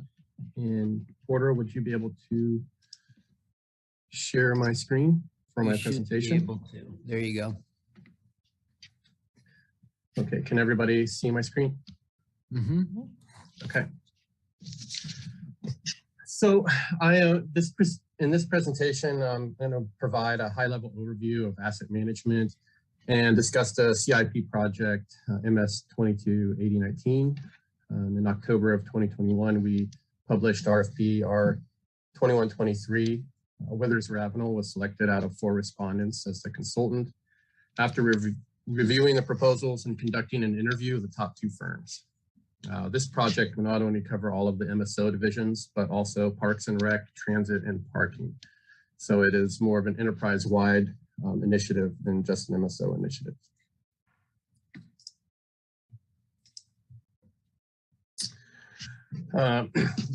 Asset management is a strategy within the connected city outcomes. At its lowest levels, it will directly impact KPIs such as CC4, 7, and 8. Not only will it help us achieve the lowest cost of ownership, such as cost per lane mile, it will also allow us to refine and achieve reliability goals with our other infrastructure systems. One thing to note on lowest life cycle cost. The lowest life cycle cost could be more than we are currently spending on a program. So just want to make sure that everybody's aware that lowest life cycle cost is not just mean it's going to be less. It could potentially say that we need to spend more. This includes the acquisition, operation and maintenance, and disposal of an asset. As the asset management program grows and matures, the program will impact many areas of the strategic plan other than just the listed KPIs. Pretty much anywhere where infrastructure is involved, asset management can impact the program. So in the general overview of asset management, I kind of wanted to show you some really dumbed down basic versions. When you get into the more, there's a lot more levels involved, but this is really breaking it down into 3 kind of simple groupings. At the crawling stage, this is where our organization is really focused primarily on building workflow efficiencies and collecting information about our assets, such as where they are, what they are, the condition they're in. We're obviously doing operation and maintenance activities, but the full life cycle of most of the assets hasn't been identified. And some asset management practices may be occurring in small amounts, but it's in the very early stages. As we progress, we get to the walking stage. So at this level, we're really working on building those workflow efficiencies. And initial data collection is really kind of, it's not completed, but we've really done the back work on knowing where our assets are. We've identified what we need to inspect. So we might still be collecting some condition data, but we're really now focused more on the maintenance management. Approving those efficiencies and asset maintenance plans. We are starting to develop some asset management plans as well. And we're thinking about the whole life cycle. When we're talking about maintenance, we're not thinking of the year-to-year or the day-to-day work. We're really thinking about the entire life of that asset, not just what we need to do today, but maybe what we need to do in 20 years. As we progress further as an organization, we're beginning to run. At this stage, asset management plans have been activated. And to kind of let you know what an asset management plan, so it's really a specific plan for an asset or a group of assets. Maybe the water division has their specific set of assets, and that this asset management plan is really kind of detailing out how we are going to afford to pay for all the maintenance and replacement of our assets over the course of their lives. So the life cycle models are fully developed, they're being optimized, and asset management principles are well defined. As these life cycle models are developed, we can start projecting budgets further out than we normally do, and we can find future funding shortfalls and identify financial planning in preparation for these shortfalls. And work in operations and management, they're still going on, but they're in a state of continual improvement at this point. So we're collecting data, but it's not a massive push. So what I mean by massive push is the current stormwater inspection and collection project that is going on with TREC.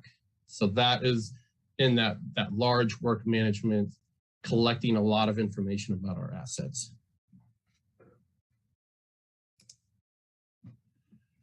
So this is, a diagram of a really general overview of an asset management program for a community such as ours. The project that we are talking about right now is in the green zone. So with this project, we'll develop an asset management policy as well as a strategic asset management plan and objectives. Strategic asset management plan is kind of wordy. You can also call it an asset management strategy. The CityWorks project that is currently replacing the current work order management system is in phase 1, is highlighted in the blue. So we have 2 projects that are really trying to bolster our asset management within the city. They're going to take a big chunk of what we're missing over the next couple of years. Future projects, as you see in the purple, are developing those more specific asset management plans and then implementing those plans. And so that's more related to the actual life cycle activities of specific assets. And then there is continuous improvement. So the policy, the asset management plan, as well as everything else, are considered living documents. They're not meant to be just written in 1 year and that's the way of the land. So in the policy, we'll usually highlight a review period. It can be every year, it can be every 2 years, where we go back and look at these and look at what's worked, what's not. Maybe something in our strategic plan has changed and we need to modify our policy or our strategies.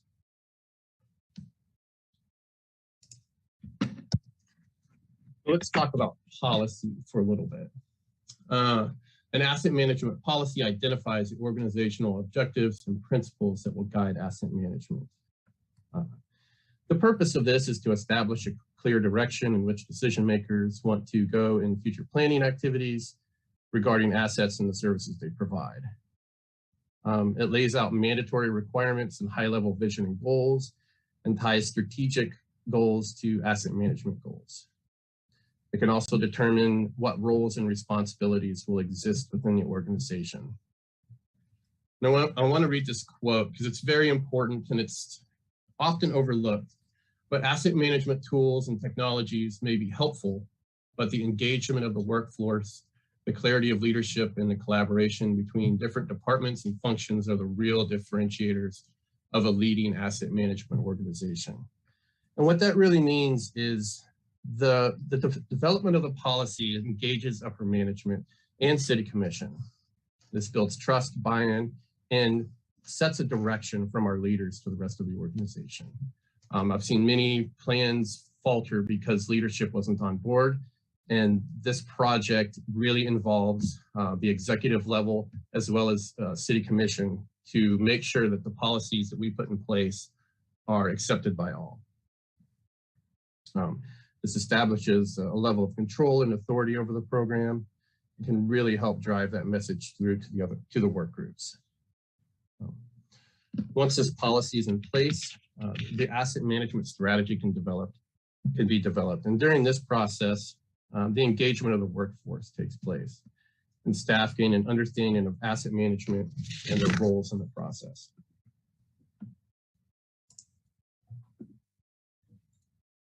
So it's in here as strategic asset management plan. We can call it asset management strategy, but it's really a comprehensive action plan that kind of guides the way that our organization wants to manage our assets over time to ensure we're meeting those strategic objectives.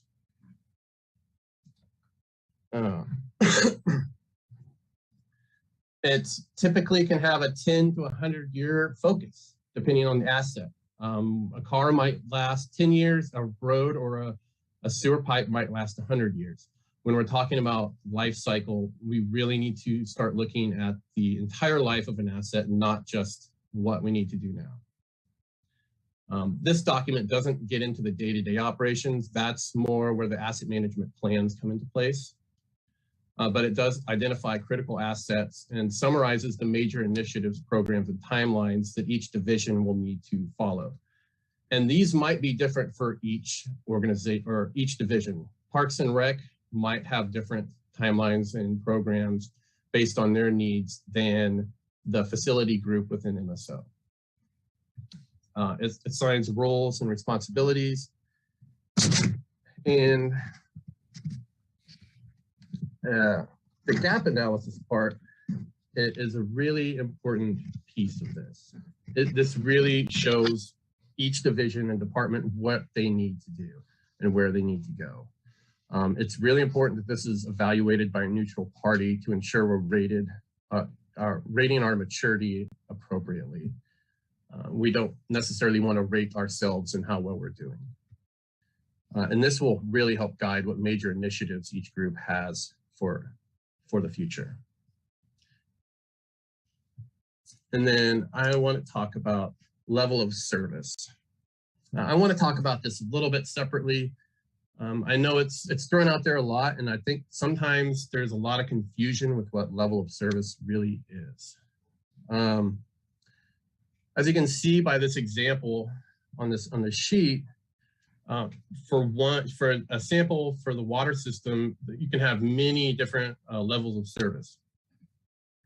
Within that, you have to be able to measure what level you're providing. And each level of service could be measured by more than one thing. As you can see, fire protection for this example, the measurements are flow testing, hydrant inspection frequency, and hydrant flushing frequency. And then lastly, we need to define a target for what we would strive for. This target is where we can discern a little bit more information on the program. And I'll read this quote. In determining level of service, we must consider what we must provide, what we want to provide, and what we can afford to provide. And our targets are really kind of indicative of the service level we can afford to provide versus what we want to provide. In other words, our service gap.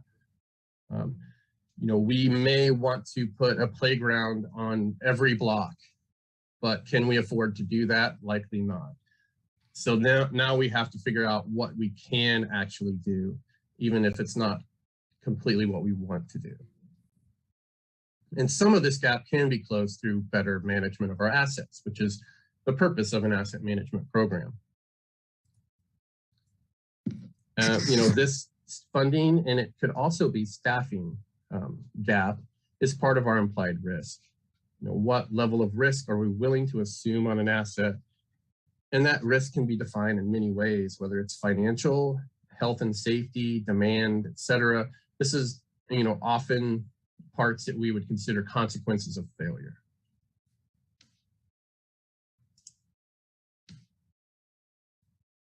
So this is, kind of a basis of a strategy on the inner circle of our asset management wheel. We're planning on purchasing and installing an asset.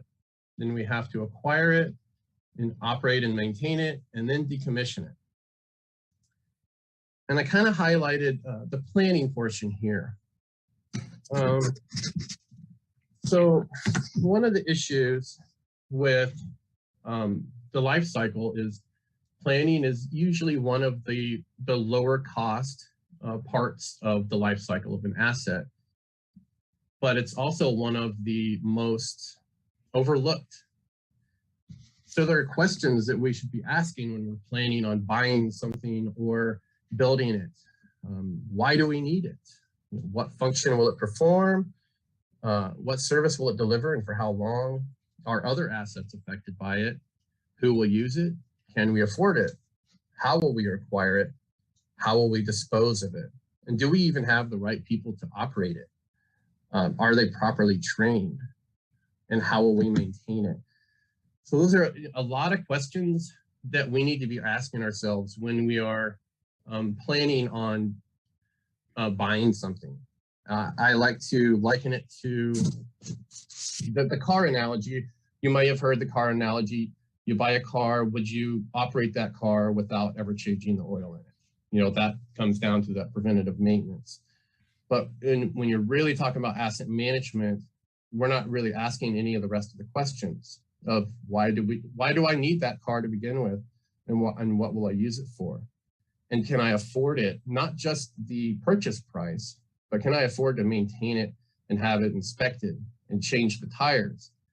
And how will I dispose of it? Will I run it to the end of its life, or will I sell it after a few years and use those returns for a new car? On a street that's, you know, that's not really working. But when you're talking about maybe a pump or another vehicle that we're buying as an asset, that does become a question that we would ask. You know, what is the best way to manage that asset? And the 6 what's of asset management, I really wanted to talk about 6 because that gets into risk. You know, some assets are more critical than others, and the risk associated with failure or compromised service is not acceptable. Costly projects can also be riskier. And the answer to this question is really the basis of our capital and operating plans. Once these plans have been formulated, the question becomes, are they affordable? This is the link to the financial plan. In this sense, we can view capital and operating plans as prioritized wish lists. If they're to be realized, they must be affordable in the short and long term. And I hate stressing it every time, but the long term is really where we go, because that leads right into question 5 on deferred maintenance. So if we look at this graph, you know, the red line is really kind of the worst case scenario. We build an asset, we never do anything with it, and we just have to keep replacing it, you know, after 20 years, because by that time it's got so many potholes nobody can drive on. The green line is representing an asset management life cycle model that we've developed. And the blue line is actually representing the actual work history up to the present day of that same road segment. So 40, 50 years ago when this road was built, the future wasn't planned for it. We didn't ask the critical questions to know whether we could maintain it. We didn't have a plan in place. So we ended up doing a lot of expensive work on it. And we can see that we're not shaving a whole lot of money off of that really worst case scenario. And if that path continued, we're really kind of leveled off with that worst case scenario. Because there was no plan put in place, you know, in the boom era where there was a lot of growth and a lot of building and not much planning for the future. And, you know, one of my big goals is to make sure that we're not doing this to our kids and grandkids, that we build a bunch of infrastructure that we can't afford 50 years down the road, or that we may not need 50 years down the road.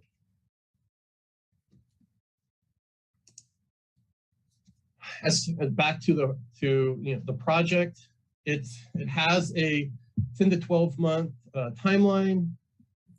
By about 5 months, we should have a policy that we'd be putting in front of City Commission to ratify.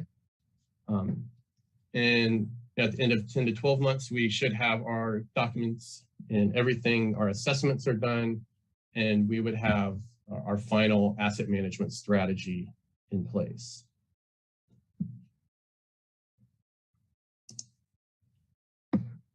And with that, the purpose of this was to give you some more information on our asset management program and the development that we're trying to do. I'd like to consider authorizing the city manager to execute a professional service agreement with Withers Ravenel in the amount of $162,910 for the development of a citywide asset management policy and strategic asset management plan. Some closing thoughts. The United States is really behind a lot of other countries in implementing asset management. Some other countries, such as Canada, actually require communities to have asset management plans for them to even receive federal funding. Now, there's some really loose laws in the US right now about that, maybe on the water side. But while they don't exist in any substantial form, I think we'd be remiss to believe that they won't come eventually. And these will become required for all communities to have if they want to receive federal funding. And my ultimate goal with asset management in a few years is that we no longer actually mention asset management by name. That it's just kind of part of our community's culture, and that it's just how we do work. I'm really passionate about asset management and making sure that we're planning not just for now, but in the future as well. And with that, I'll open it up for questions. Are there any questions from commissioners at this time? Darren, great presentation. Just a quick question. with some of the things you said, it seems like you've done this before. Have you done this someplace else before coming to Lawrence? I used to work, this is Darren Haig, Asset and Innovation Manager. So I did used to work with the city of Topeka.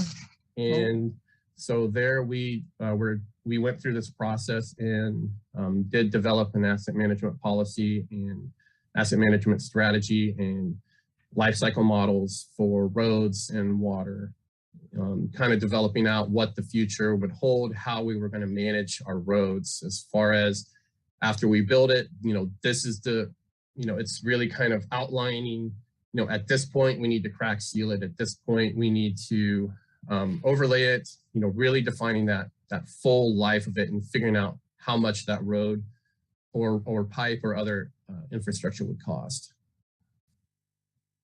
Great. And thank you. Go ahead. Darren, this is Commissioner Sellers. Real quick, you alluded to there are other countries that utilize asset management plans in order to receive federal government dollars. And you kind of said with water, if I heard you correctly, there's some possibility of that, or can you at least speak to, do you see that happening with federal dollars here in the next few years or down the line? This is Darren Haig, Asset and Innovation Manager.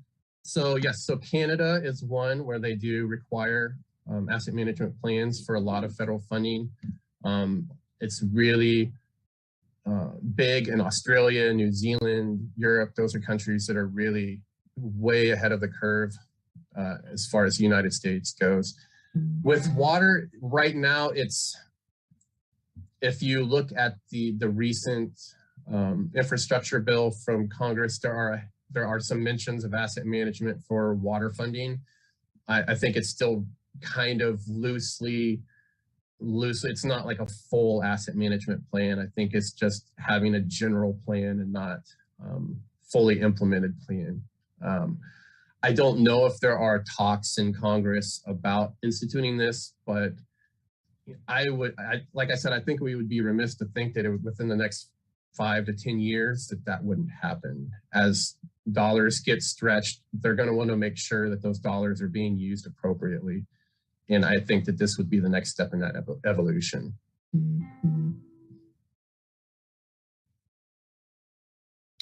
Got a question. When we look at the assets through the lens of this plan, are we going to look at equipment that just has a certain cost value? Like if it isn't over 100,000, we're not going to look at putting that into the asset plan, or is there any value category? This is Darren Haig, Asset Innovation Manager. Yes, so this would typically be with capital assets. So it wouldn't necessarily be low-cost assets.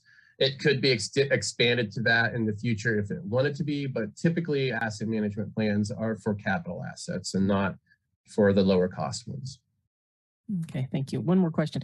I noticed in the CIP that through 2026 that we're allocating $1.775 million to this asset management plan.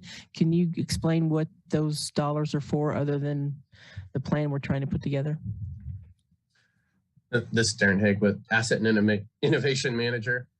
So that is, those are more program funds. So they'll be used for multiple things. A lot of what they'll be used for is after this SAMP is developed and it gives that guidance for each division on where they need to go. Some of those funds will be allocated towards, it could be allocated towards inspections or condition assessments, such as another round of PCI for streets, or if there are some facility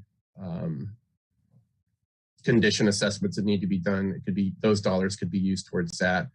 And some of the rest of the dollars will be used for the rest of the phases of the CityWorks project. So the actual implementation and getting our work order management built.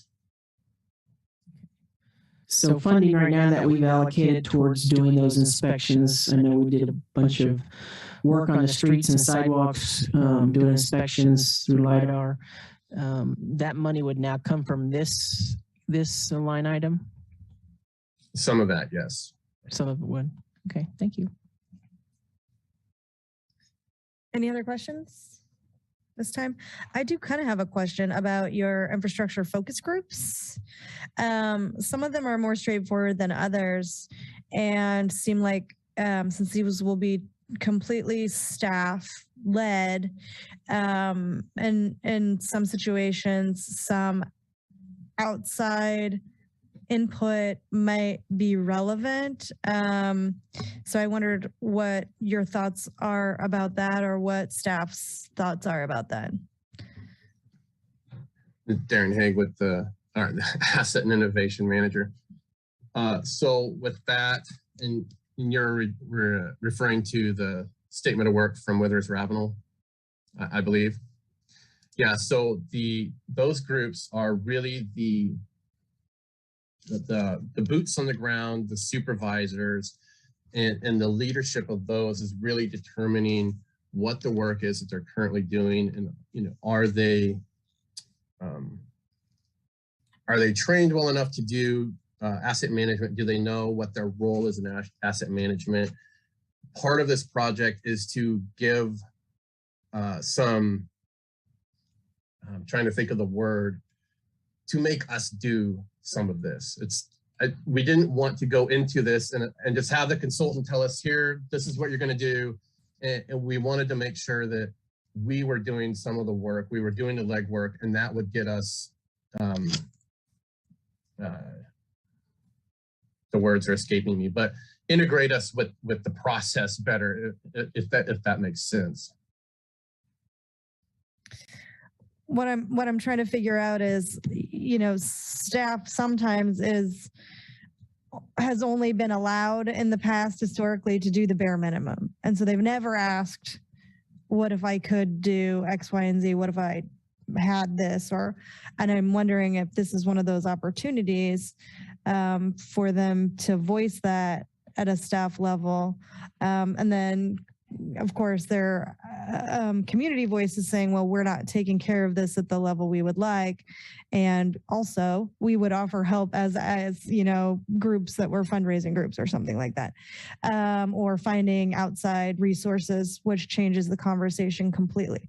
So I think kind of what I'm asking is staff allowed to look at the whole spectrum of opportunity, or if they've been working in the same space for many years and been told, no, you can't have money for that, are they really going to be able to think as broadly as they can and be as honest with us as they can about what's possible?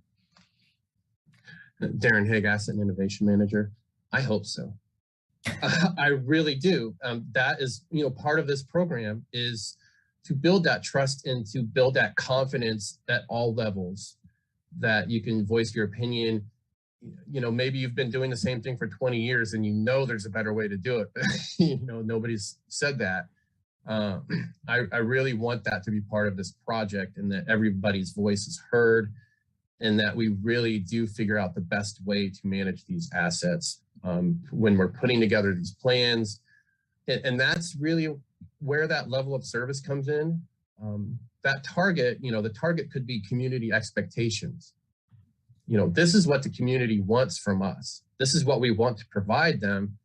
And that's where we find that gap, whether it be a staffing gap or a funding gap, or maybe a mismanagement of assets gap.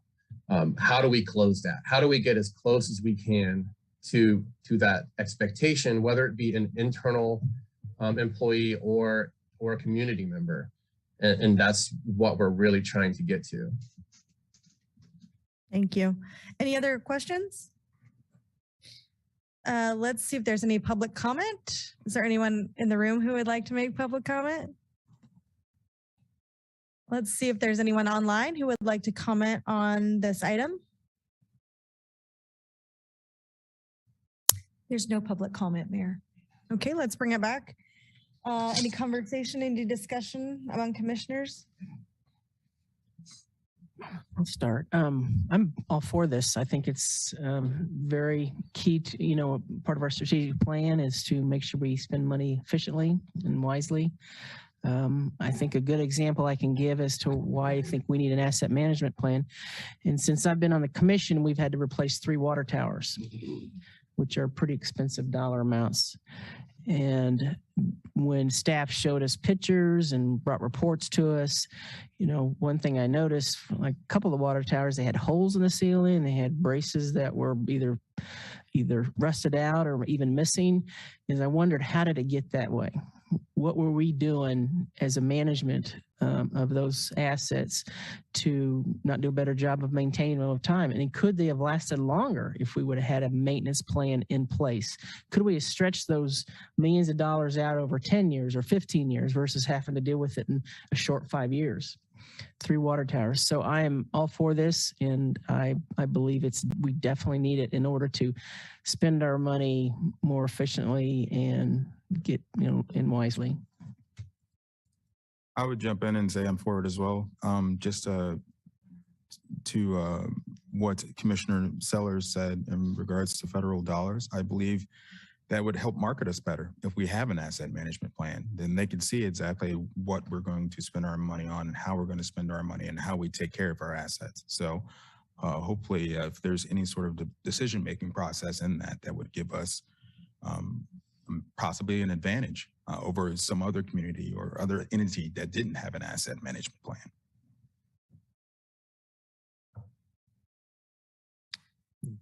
Can't add anything. I mean, I think it's something we need to do. I'm excited about it. I thought it was interesting when one of the issues Darren brought up, you know, was the fact that we as a city commission and as an executive leadership need to be behind this, so it, you know, trickles down and folks, to your point, Mayor, you know, employees all the way down understand it's an important issue. And so, you know, I think this will set that stage. And I think that's an important stage we want to have set for our entire organization. So I'm very excited about it. Ditto. All right. Any motions? I move that we authorize the city manager to execute a professional services agreement with Withers Ravenel in the amount of $162,910 for the development of a citywide asset management policy and strategic asset management plan. I second. I have a first and a second. All those in favor? Aye. Aye. That passes 5-0. Our last regular agenda item is to receive the annual update from the Fire Medical Department on their accreditation process.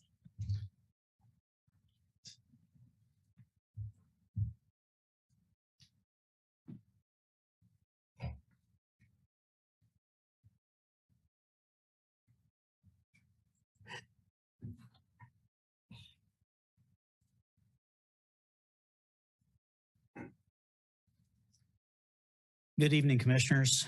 My name is Tom Fagan. I'm the interim fire chief and also the Safe and Secure Outcome Champion. We're here tonight to give the Commission an update on Fire Medical's accreditation process. I'll speak just briefly about this process. We're a learning organization, and I am extremely proud of all the men and women within our organization, internal within Fire Medical, and also across all city departments that really support the mission that we provide the community and support our process of continuous improvement. Because if it were not for all of them, we would not be successful in this continuous improvement process. And so the key being the terms continuous improvement, accreditation meaning credible. We do the hard work of digging in and having the courage to look at where our gaps are, to identify where we need to improve for our community. And so tonight, I'm pleased to have our new accreditation manager with us, Mackenzie Azell, who wears so many hats for our department and for the city, frankly, extending into other areas as well. And she's just a tremendous member of our team. And so with that, I'm gonna turn it over to Mackenzie, and she's gonna give you an update on this process. Hello, I'm Mackenzie Azell, and I am the new accreditation manager. So today we're just going to do an accreditation update for 2022, and then I'm going to run through it pretty quickly. I know that we're on kind of a tight timeline, and then we'll have time at the end for questions. So any of the slides that I run through too quickly, we can go back to. So to kick it off, I wanted to start with who we are. So right now, Chief Fagan and I are in front of you. However, we are not the department.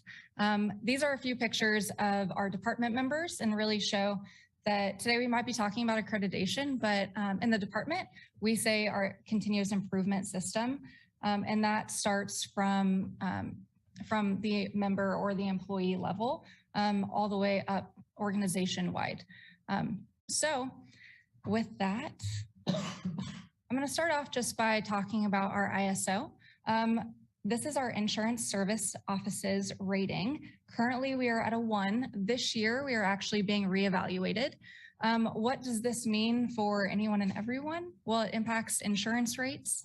And it really looks at the ability to effectively extinguish a structure fire.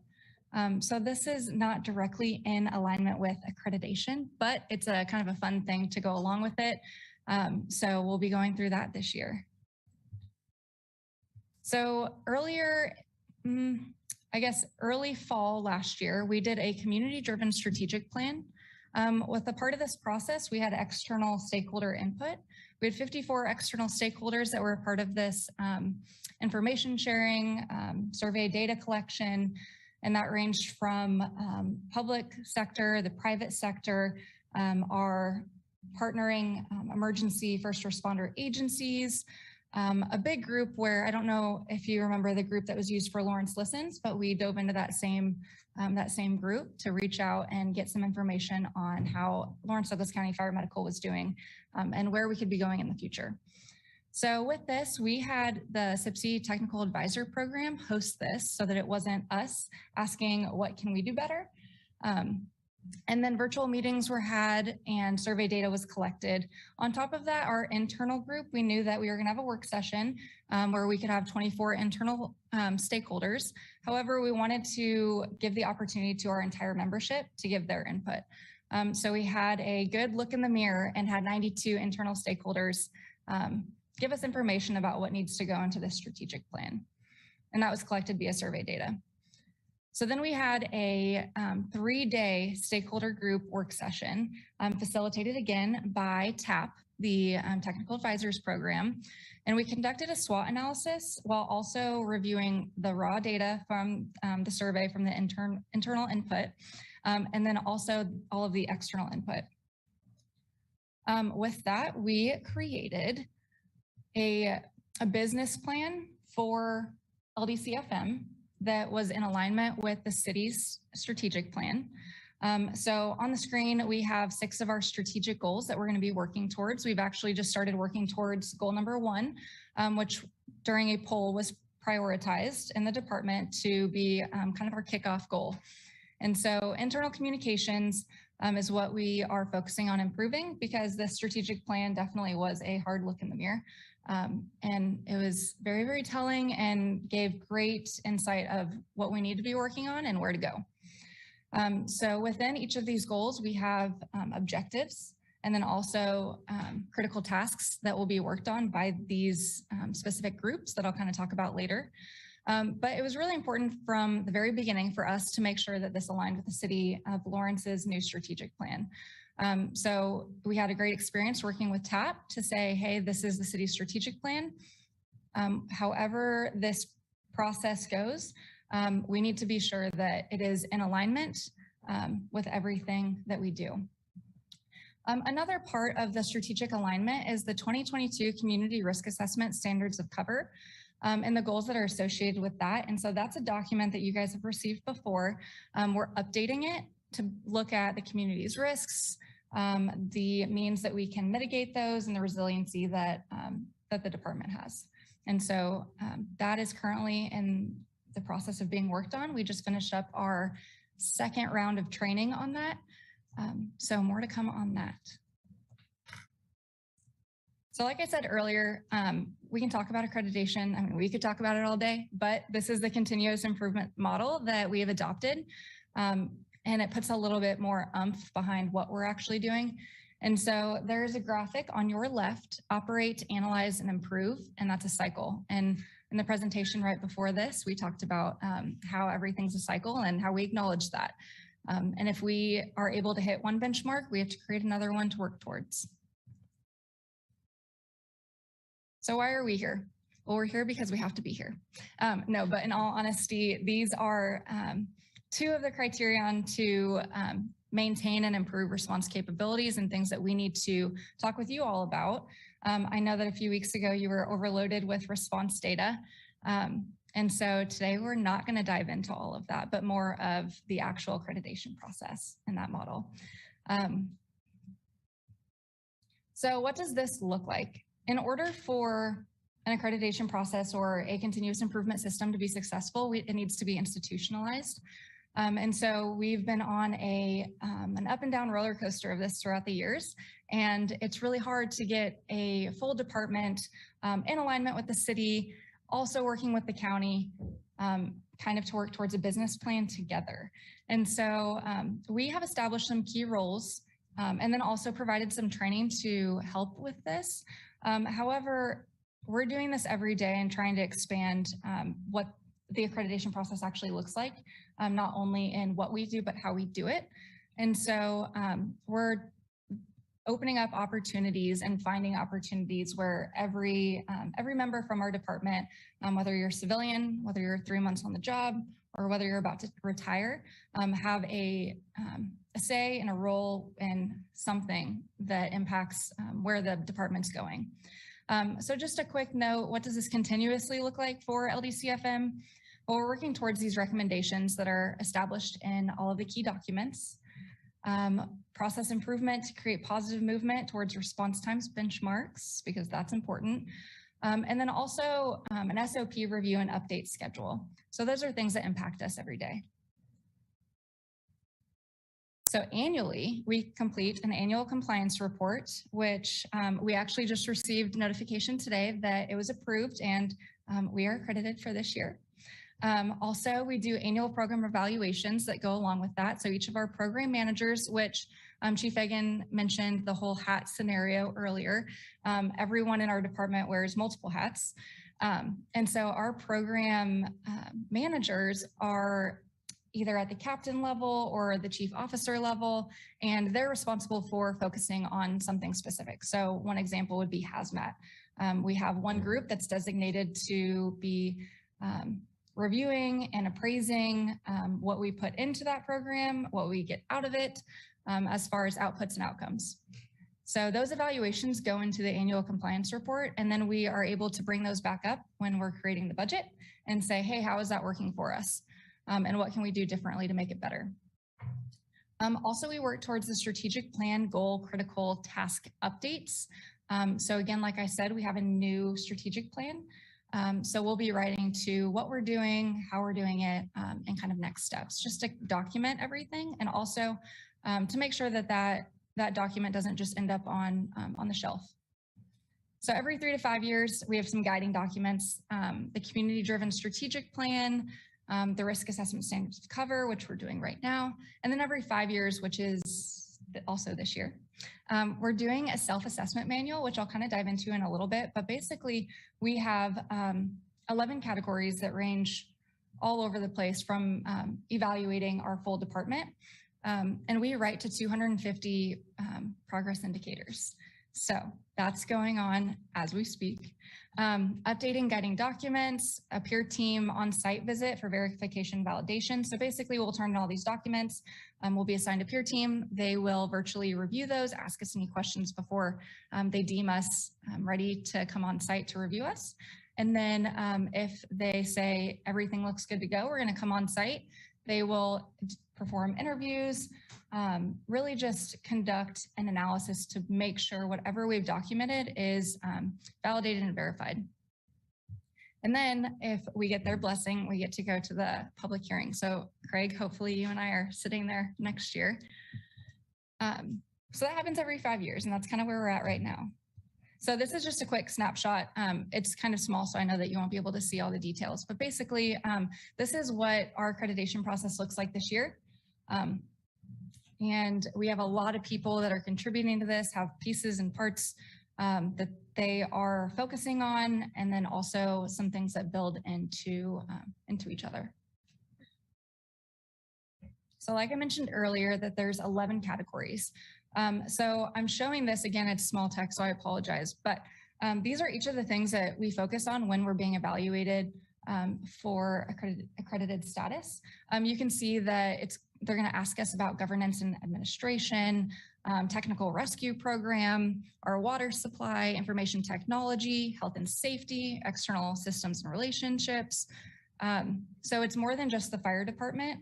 And even though we say the fire department will be writing to 250 performance indicators, the city, we all will be writing to those. And so McKinsey might have one view of the information technology. However, that might not be the most accurate view. And so I'll need to contact the IT department to really have them partner with me on writing towards this and really describing what this program looks like currently, appraising how it's been going for the department, and then also planning for the future of what we can do to make things better.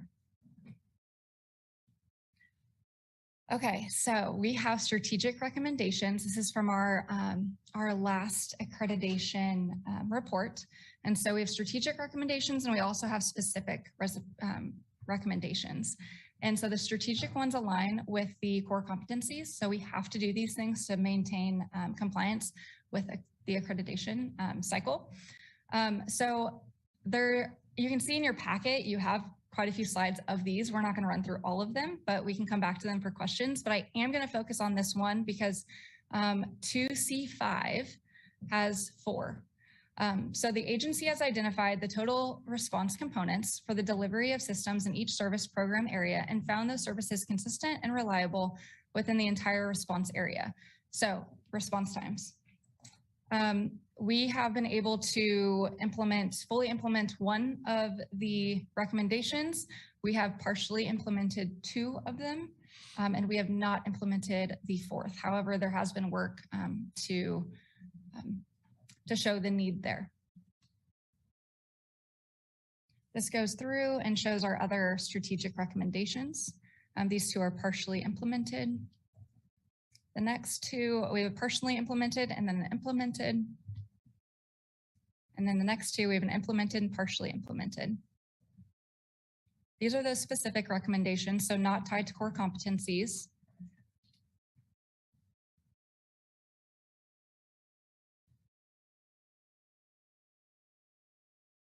So here's an overview of all of what you just saw. We have 19 total recommendations. We've implemented 7, partially implemented 9, and not implemented 3. And so with that, that's really what we are, when we come up and we talk about issues or initiatives, we are tying them back to these strategic or specific recommendations. And then before I turn it over for questions, a quick plug for Pulse Point. 2 steps to save a life, call right away, 911, push hard and fast in the center of the chest. Anyone can do it. And download Pulse Point, get the app, save a life. It's free. Thank you. Sorry. Thanks, McKinsey. Great job on the presentation. I just wanted to add one last comment related to this process. And it is a challenging process, as you've seen, all the items that go into it. Again, I would, we challenge ourselves every day in working towards getting better within our organization. And I'm proud to say we're one of 300 agencies in the world that are accredited. And so it is tough. But you know, I often reflect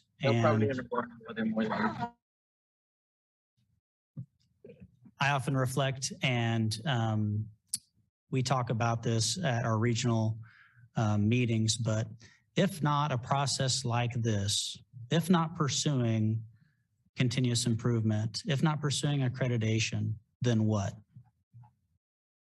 Then what? So Very proud of our organization for digging in, taking the hard look in the mirror, identifying those service gaps in order to provide the highest quality of service to our community and also to the members of our organization. And so with that, we'll stop our presentation. Thank you so much. Mackenzie and I are available for questions that you may have tonight. Are there any questions for the chief and Mackenzie at this time? Just one, yeah, the three that are not implemented, one I know is you have very little control over. But I was curious, what is a continuity of operations plan? And yes, tell me about that. Absolutely. A continuity of operations plan is a function of emergency management. And so that plan is, should we have a failure in our systems, how our systems will continue to operate. So we have a continuity of operations plan. It is registered with the Kansas Department of Emergency Management, but we need to update it. And so that's one of our goals this fall, in addition to working with the police department and city manager's office and Douglas County Emergency Management for the review of our emergency operations plan, the EOP. And so they aren't the exact same thing, but they are connected. Any other questions? Let's make sure there's no public comment. I think I see some public comment here in the room.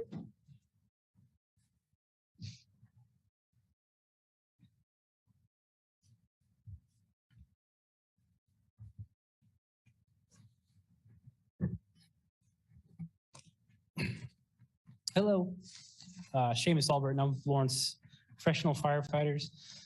Again, I'm stoked to see public safety items on commission agendas on a regular basis, but I really just wanted to speak briefly tonight in support of the accreditation process and some praise to Chief and Mackenzie and the membership as a whole. We've been doing accreditation for years, so I think it's easy to lose sight of just how much work goes into it, and that we are, to a certain degree, unique that we are doing it.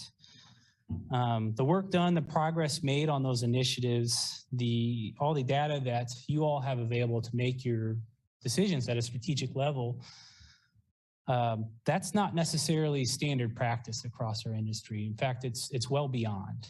It's well beyond. What I'd like to convey, or do my best to convey to all of you, is that because we participate in this process, all the recommendations that come to this chamber and all the data you guys receive and the methodology that's used to make informed decisions about it, all that is going in front of other people. It's not just LDCFM. It's going in front of all our other peers in the industry, right? So it takes being open, as I mentioned, hard looks in the mirror, right? It takes being open with your peers, with where your flaws are, where your gaps are. The payoff is that we're getting guidance from some of the best minds in the industry.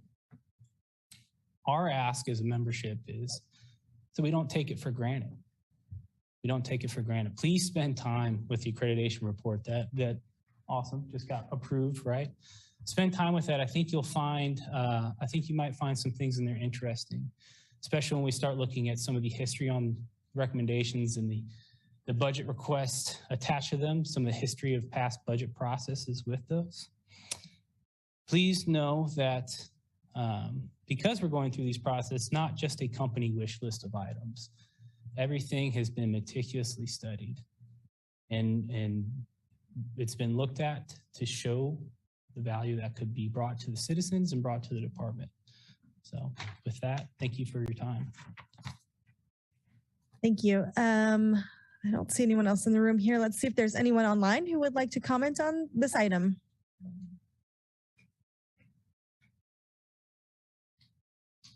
There's no public comment, Mayor. Okay. That's making me nervous now. I feel like we can't trust it. Okay, let's bring it back to the commission. Any other comments on this? Yeah, no, it's not many. It's just that I'm just really impressed that we're one of 300 cities that it's a part of this process, and I think it's quite a standard to uphold, and I'm glad we're doing it. Yeah, thanks for all your work on this. It's definitely impressive, and keep us updated. Same, I would add two things. One, appreciate you guys have done this for a long time. I know Craig is working on this with some of our other departments, and this helps show us the benefit of some of our other departments to do this and to follow that along. And second, my wife actually is kind of the accreditations manager equivalent at her place of business, and it's a lot of work.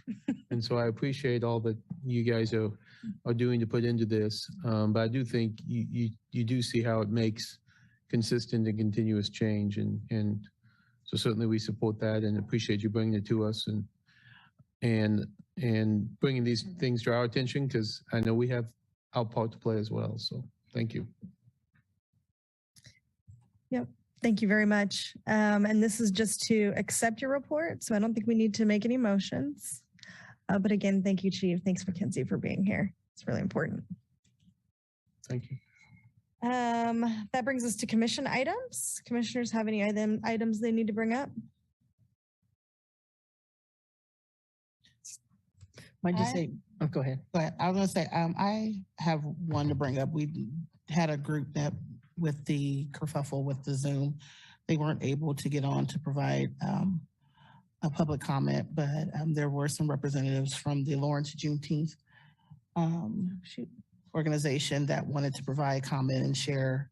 So I did share with them during the break that they're more than welcome to attend the meeting next week to speak on that matter. But we can only imagine what they're coming to ask us for. And I just wanted to make sure that, that I just share with everyone on the commission about that so that we can prepare ourselves and be ready to have that discussion next week.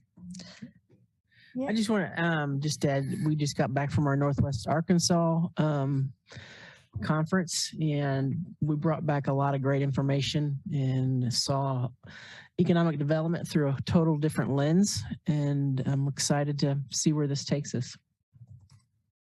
Craig, real quick, is there an opportunity for us to speak to that, Vice Mayor Larson, to continue that momentum and not lose space, but maybe have an opportunity to meet with our counterparts in Topeka just to have a conversation, or at least to figure out, imagine what that work could look like? I know that was one of the things that we talked about on the travel back and with the group, is that we didn't really, we were hit back and forth with opportunities to engage with local electeds there in Arkansas and with their chamber and with that council, but we didn't really get the opportunity to speak collectively with our cohorts. And so I don't know what the plan is, or if there's a plan to decompress from all of this, but I would love to have an opportunity, whether in person or virtual, to decompress with our counterparts in Topeka.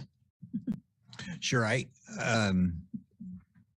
think we all observed how well organized that whole trip was, and Topeka's been doing this a long time and through their chamber and in partnership with our chamber. And so I would be surprised if there isn't some kind of a systematic follow-up that they already have in place, but we will certainly follow up on that, working with our chamber to see what we can do to really engage them in the value that we all experienced.